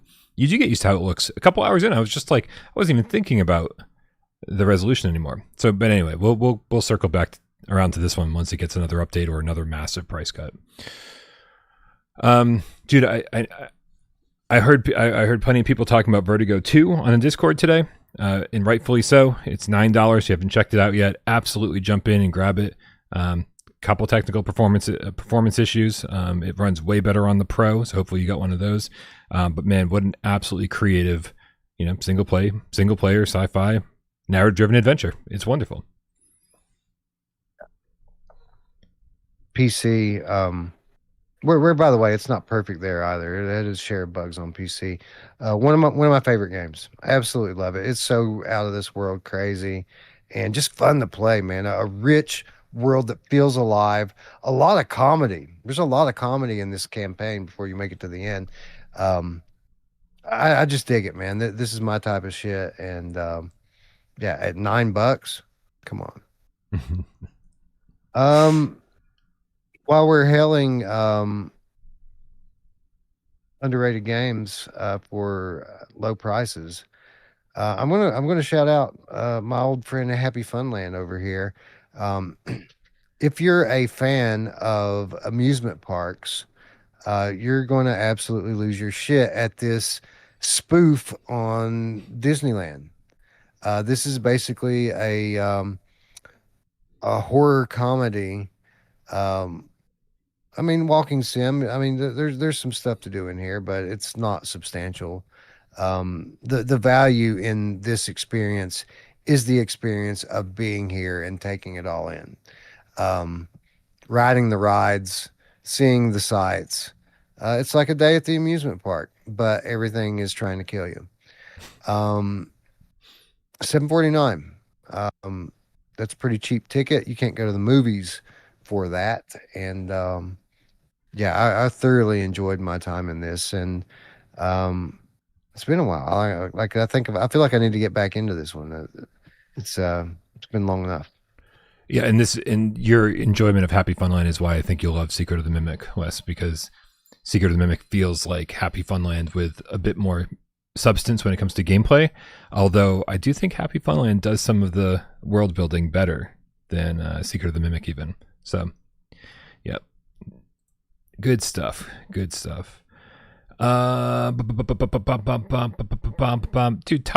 is $3. Pick it up. We're not getting the multiplayer for it, but it's $3. and it was definitely fun for that price. Badminton Time VR, only $6. This is such a fun little multiplayer game. These are cup of coffee games. You're gonna spend more on an expensive cup of coffee than these games. So I would support these $16. That's what I was told today by someone in California that coffee costs. A cup of coffee is $16. Those damn liberals! God damn you, Gavin Newsom, and your $16 coffee. So that's not what it costs here, bro. It doesn't cost that much here either. I would be shocked if anyone was spending $16 on a cup of coffee anywhere in this country. I'll tell you though, if you're looking for a good time with your friends for less than an actual cup of coffee, how about After the Fall Deluxe Edition for $6? Oh, I moved on too fast. Hold on, I can go back. Yeah, what a great port too. The PSVR2 version is phenomenal. The adaptive trigger support, I mean, I've been saying it since day one, just made the game so much better to me, so much more immersive than I was feeling on PSVR1. Really great.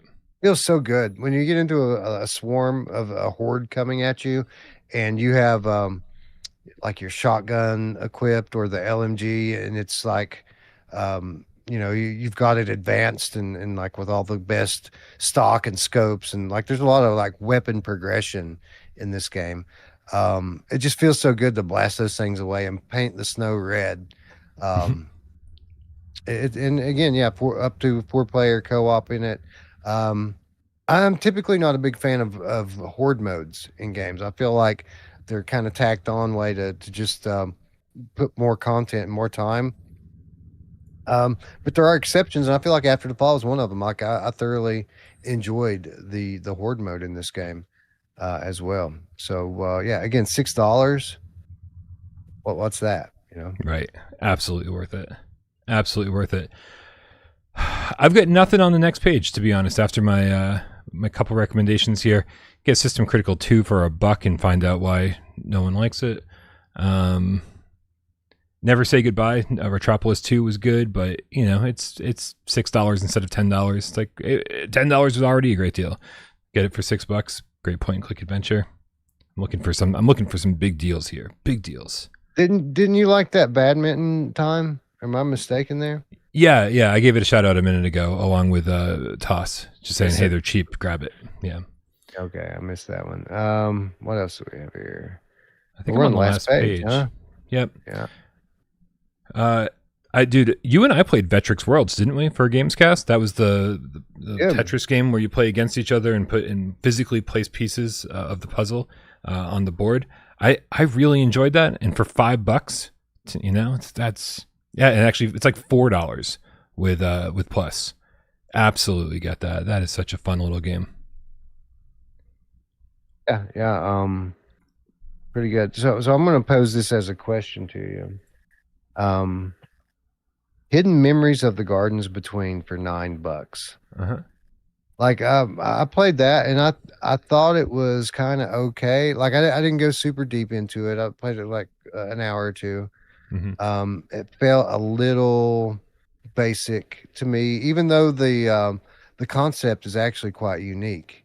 I wasn't feeling the challenge in it so far, and really the story didn't while it was serviceable, it didn't like really hook me. But I felt like it was polished. It was a polished puzzle game at $9. Yeah, I mean, I don't think it was bad. For me, it was just a little bit like it wasn't doing anything special.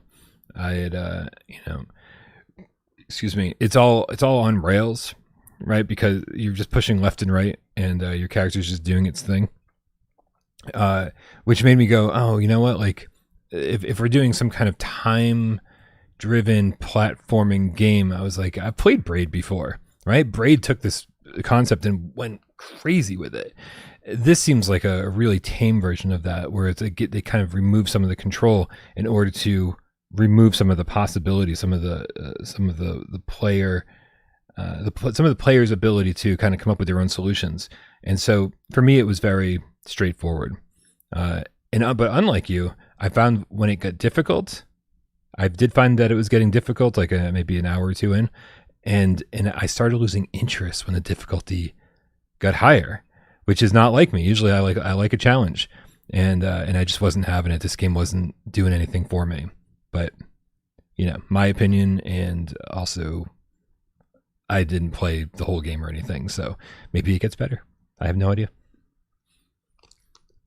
So so I agree pretty much with what you're saying there, and it's very difficult to recommend people spend $9 on that when if you just scroll over like 2 or 3 titles to the right, you can spend $10 and get both of the Fisherman's Tale games, which while they're very different from one another, I think they're both quite unique and just challenging enough, and certainly have soul. They have some emotion going on with the backstory, and I enjoyed it. I enjoyed the sequel actually quite a bit.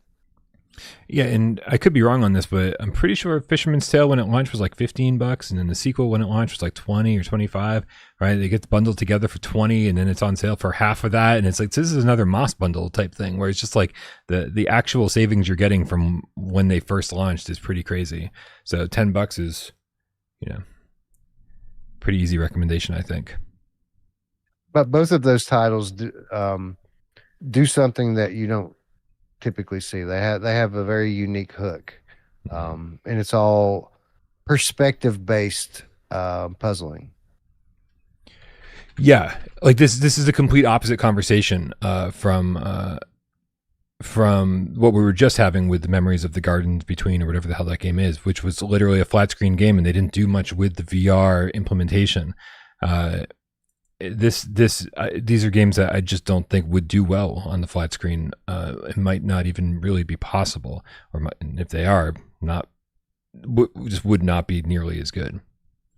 Yeah, I think VR needs more concepts like this. We don't have enough VR games that we don't have innovation from VR game devs. And don't get me wrong, like I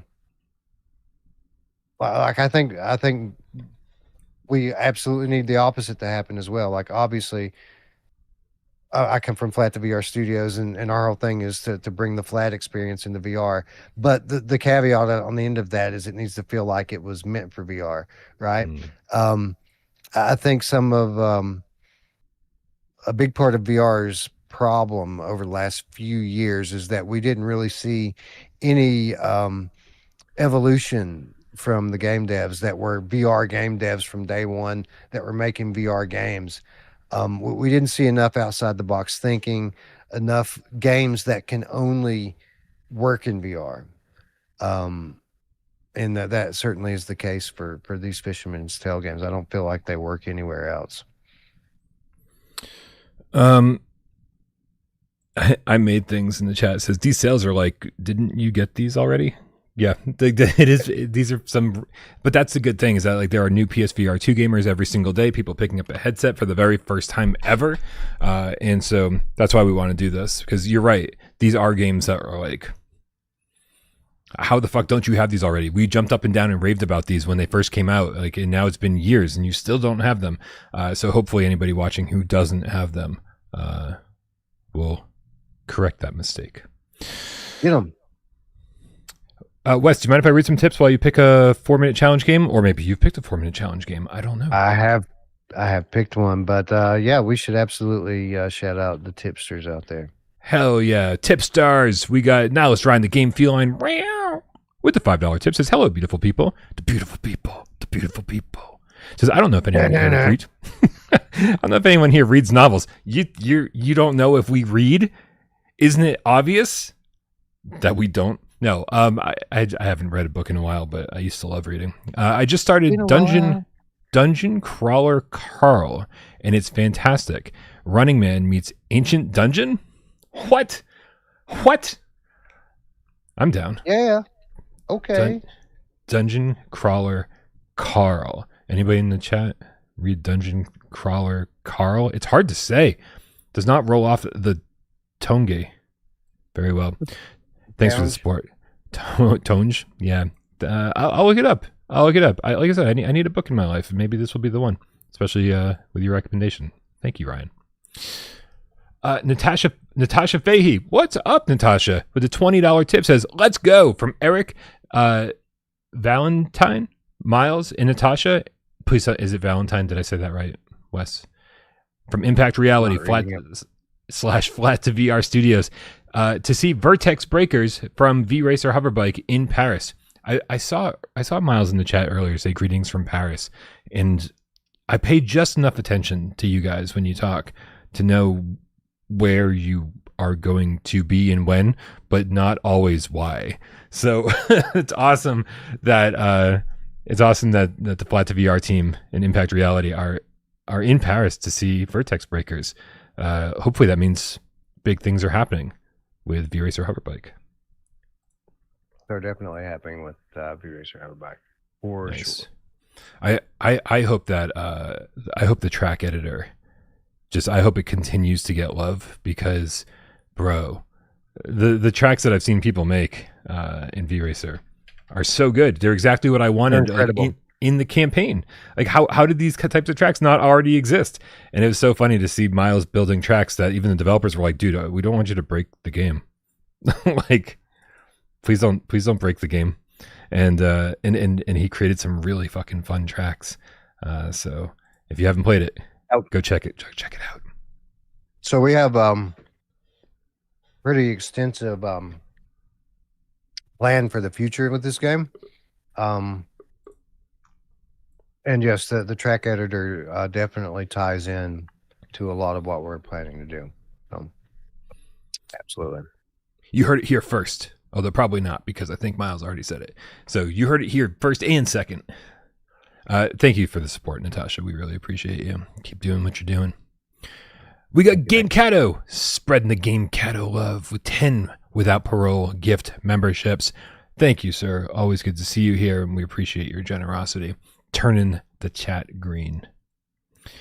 And then we got Nicholas Osa GameCat, who we met at GameCat Meetup with the $5 tip, says, what's the best? So let's try that again. What's the best platform to enjoy Vertigo 2 on? PC or PSVR2?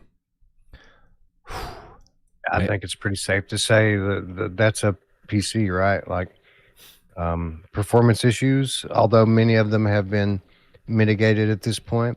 Although, for having to deal with that, you do pick up some rather awesome haptics and adaptive triggers. It's not for nothing. I think one of my no, it's been too long. So again, I don't want to be talking on my ass here. But I think one of my complaints about Vertigo 2 was that they didn't support the adaptive triggers.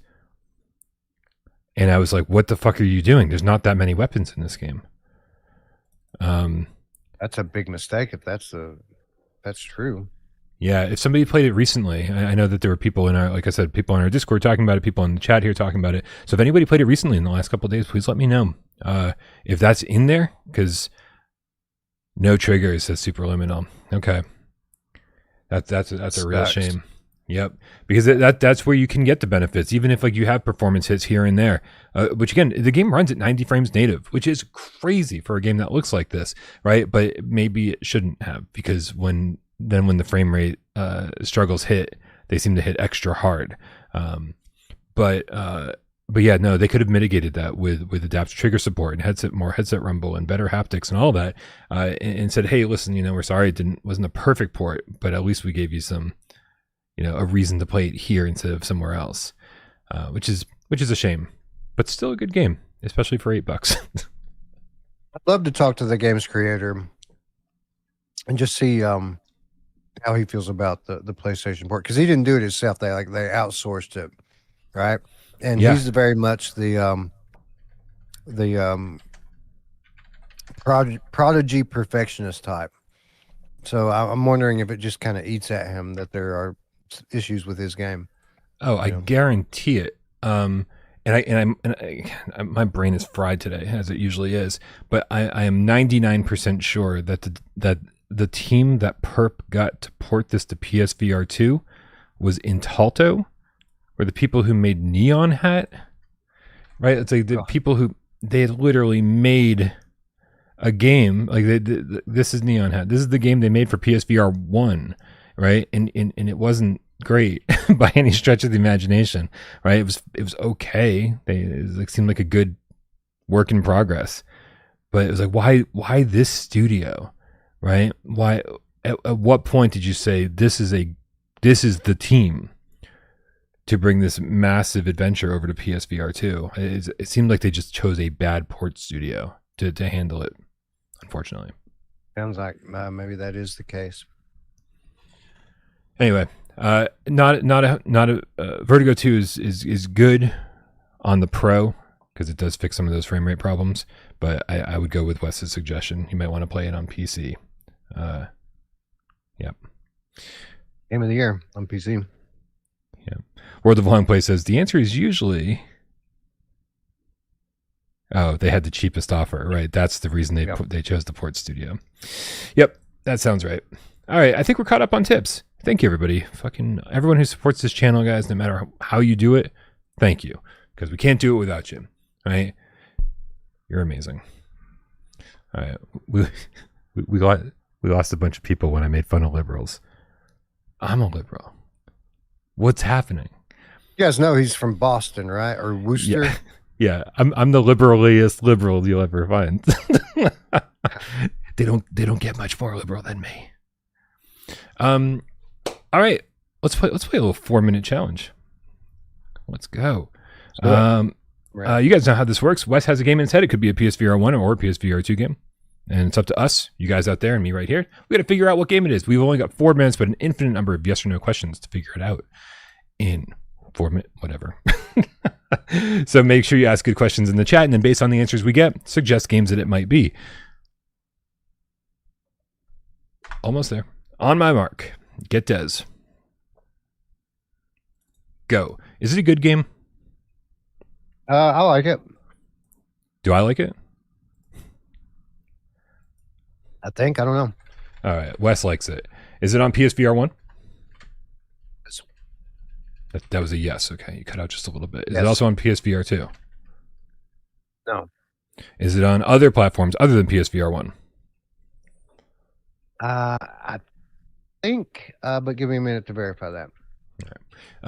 While you're looking that up, does it have aim support? No. No aim. Move support? Yes. Okay.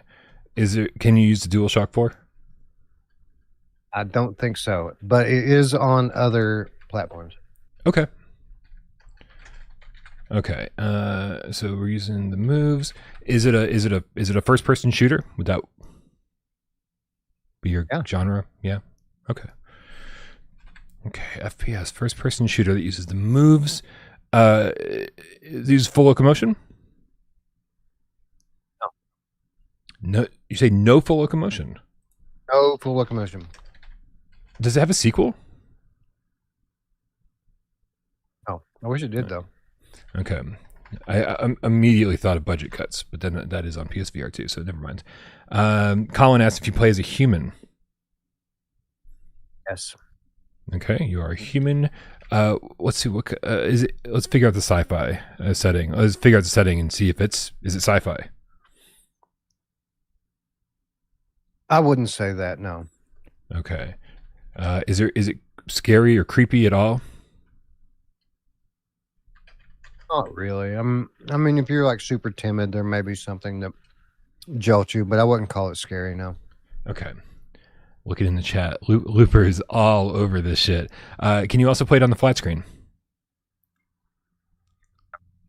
No. Okay.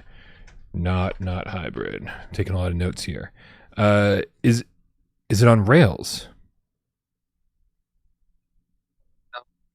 Okay, so it's not full locomotion and not on rails. So is it node to node teleportation? Think so. No. Is there teleportation? I don't think so. No. So it's a stationary. Would you call it a wave shooter? Yes. Ooh. This is feeling like Space Pirate Trainer. How do we? There's so many though. There's so many wave shooters. Crap. Oh, we already said it's not sci-fi, so it's not Space Pirate Trainer. Does it involve teddy bears? No. Okay, so it's not Sneaky Bears. Help me out, you guys. Help me out. We know it's a wave shooter. We know there's no full locomotion. We got 45 seconds left. I need your help, you guys. Is there multiplayer?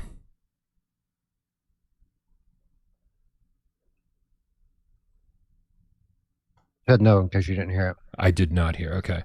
PSVR 1, not on rails. Okay. Scott, we already know that Wes likes it, so it's a good-ish game at least. Shit. Does it have like a voxel art style? No, No. Is there fruit involved? not that I can recall. No. All right, I got to throw something out there. I got to throw something out there. What's the time Carnage? Is it Time Carnage? That's my guess. Oh wow. No, no, sir. It is not Time Carnage. It released on PlayStation VR1 on December 7th, 2018, from Mirrorwind. Wait, Mirrorwind. I know Mirrorwind. Mirrorwind made the. It's a Western game. Country. What the fuck is it called? What's it called, Wes? Tell me. What is it? Guns and Stories Bullet Time. Oh, Bulletproof. You've got to be kidding me with this. So this is a Western comedy shooter. And the premise here is you're a drunk grandpa telling stories to your grandson. Sure. And as the game goes on, you become more drunk, and the scenarios that you're literally playing out get just wilder and wilder and wilder. And so it's funny. The theme is cool. It looks pretty good in the headset, and it's fun, challenging. I am so disappointed with myself because this, yep. This is one of those games that I've just absolutely completely forgotten about, like for years now, and no one said the name in years. I have not thought about it in years. Yeah, this was okay. It had a cool concept. I think when it came out, I think most of us were pretty fucking sick of wave shooters. Like every single game that came out was either an experience or a wave shooter, and those ended up becoming dirty words in the vernacular, right? Be like, please, oh, you're announcing a new game? Please don't let it be an experience or a wave shooter, for the love of God, right? And so I found some enjoyment in this one, but I was tired of the genre by the time it came around. Luckily for me, I didn't play all those games that came out. I mean, it was years before I even played Space Pirate Trainer. Like, yeah. I mean, I had a few, like Blasters of the Universe. Blasters was good. I had a few of those games that I enjoyed, but like I didn't play your Time Carnages and your Wraith, and I mean, there was just tons of them. I think I only played Brookhaven a handful of times. But I did play Guns and Stories Bulletproof quite a lot. I enjoyed it. I thought it was good. Nice. That was good. That was good, man. That was a good choice. But we got to wrap this thing up, man. It is time. I literally. What's our losing streak at now? It's been going for a while now. Hasn't it? I think we're up to 4 losing streak. I could be wrong. See if Looper gives us the run. And by the way, Looper, I almost picked Pixel Gear. Like I came a nut here from picking that one. I'm glad I didn't. You would have nailed it pretty quickly. All right. I literally said before the sale discussion, I was like, oh, Wes, I don't want to keep you here for 2 hours, and we are rounding out the 2-hour mark literally at this very moment. So let's wrap it up. Guys, thank you oh so very much for being here. I swear the Vegas video is almost done. I'm like, it'll be another hour of editing after the show, and then I'm gonna render it out, and we'll start uploading it tonight. Hopefully it'll be out tonight. So thank you for your patience on that, and hopefully you like it. A lot of work was put into it, and a lot of cats contributed to it. Lots and lots of videos and pictures from everybody. So thanks everybody. Whatever it is, support on patreon.com/VRProleGames by being a member over here, by tipping during the show. Maybe you don't say a word, right? You watch the show, you don't say a goddamn word. We know you're out there and we love you just as much. Happy Wednesday, Wes. Happy Wednesday, Brian. Happy Wednesday, cats. Have a great rest of your week, and yeah, we'll see you this weekend. Let's go.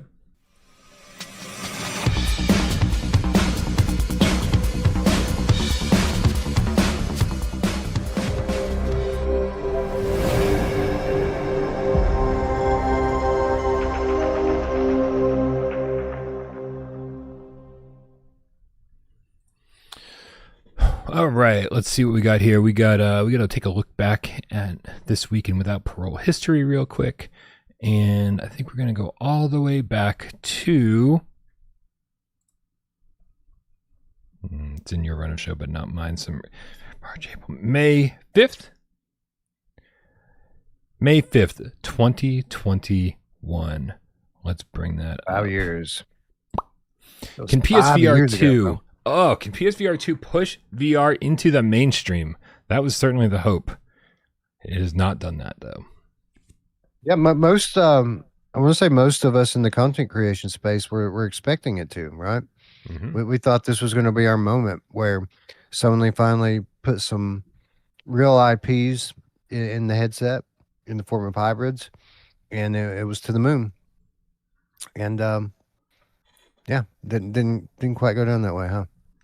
It didn't quite go down that way, and I think we can point to a bunch of reasons why. Some of them, fair, and some of them very unfair. But regardless of how you look at it, I just don't think honestly that people are ready for VR yet. I don't think when we say mainstream, we're never saying anything close to it will replace flat screen gaming, but just in a way that it can stand side by side flat screen gaming as a viable alternative. And currently, there's just not many people like us who think like that. Well, I think it goes both ways. I think while it's true that you're saying that the people aren't ready for VR yet, I think a big reason for that is that the VR isn't quite ready for the people yet either. Interesting. You think it's a form factor? You think it's the wire? You think it's just when people put on the headset, and even though things that we say are razor sharp, flat screen gamers who are playing on a 4K TV put the headset on and go, no, it's not. It needs to be frictionless. It needs to be near frictionless. People need to be able to get in and out quickly and easily. It should be something that they can pass along, something they can take with them. All of this, and the games need to have some meat to them, man. Like I know the library is pretty awesome right now, but you bring in people who play flat games on the regular, and they're used to going and dropping $70 on a game and playing it for 100 hours. We don't have games like that, and they don't necessarily need to be like that, but they need to be closer to that than what they are right now. Agreed. To be mainstream. Yeah. I am with you. I really do think that there needs to be, as much as I do appreciate when developers get creative and inventive with VR as the medium. I think so much more often for VR to really take off, we're going to need more hybrid games where it's just, it just becomes second nature to, buy a game, bring it home, and you look on the box and go, or look at the store page if you're buying it digitally, and you go, I can just play this flat or in VR. That's just how it is, right? And so building up that VR collection, VR library for people who don't even have a VR headset, makes it that much more enticing for them to go out and buy one. Be like, I already have 30 games that I can play in VR, right? And then obviously satisfying that criteria that you just put out there, that these are hybrid games, that they are 50 or 60 hours long, and they're so deep mechanically. I think you're right. I think there's a little bit of column A and column B here. How many years? Yeah, and how many years till we get there? I mean, this is fucking random speculation. That's what we do here. How many years until you think that VR can be considered mainstream? I think that in terms of like the quality of the hardware, I think we're going to be there pretty quickly. 5 years. I think we're going to be able to have small form factor goggles, if you will, that are capable of connecting to the cloud and streaming games. It's going to take so that's how long until the hardware gets there. After the hardware gets there, then we have a period where people find out about it and find out the state of VR and realize that it's something that they want. And during this period, we also have to have the tech decrease in price to a point where it's affordable, assuming that Meta or some other beneficiary is not going to step in and subsidize it like they did Quest 2. Right. So, I mean, how many years until we complete the goal? Probably another 10 to 15, honestly. Yeah. To where we become, again, we're not talking about replacing flat gaming, but standing in a space where it's comparable, right? Standing a day and age where there are multiple VR awards during the Game Awards and they don't get announced off the air. I think we're about 10 or 15 years away from that. Yeah. Nice. I keep hope. I think 5 years, right? Because I think PlayStation made a real push for VR this gen, right? Launching the headset with with all of these features to make it easier for developers to bring their game into VR, blah blah blah, the whole thing, right? And all these great immersive features like adaptive triggers and eye tracking, headset rumble. But then they kind of like they backed off a little too easy, or too quickly. The management was just not who it needed to be. Like if Shuhei was still there, man, I think PSVR2 would be killing it right now because they would have given developers the support they needed.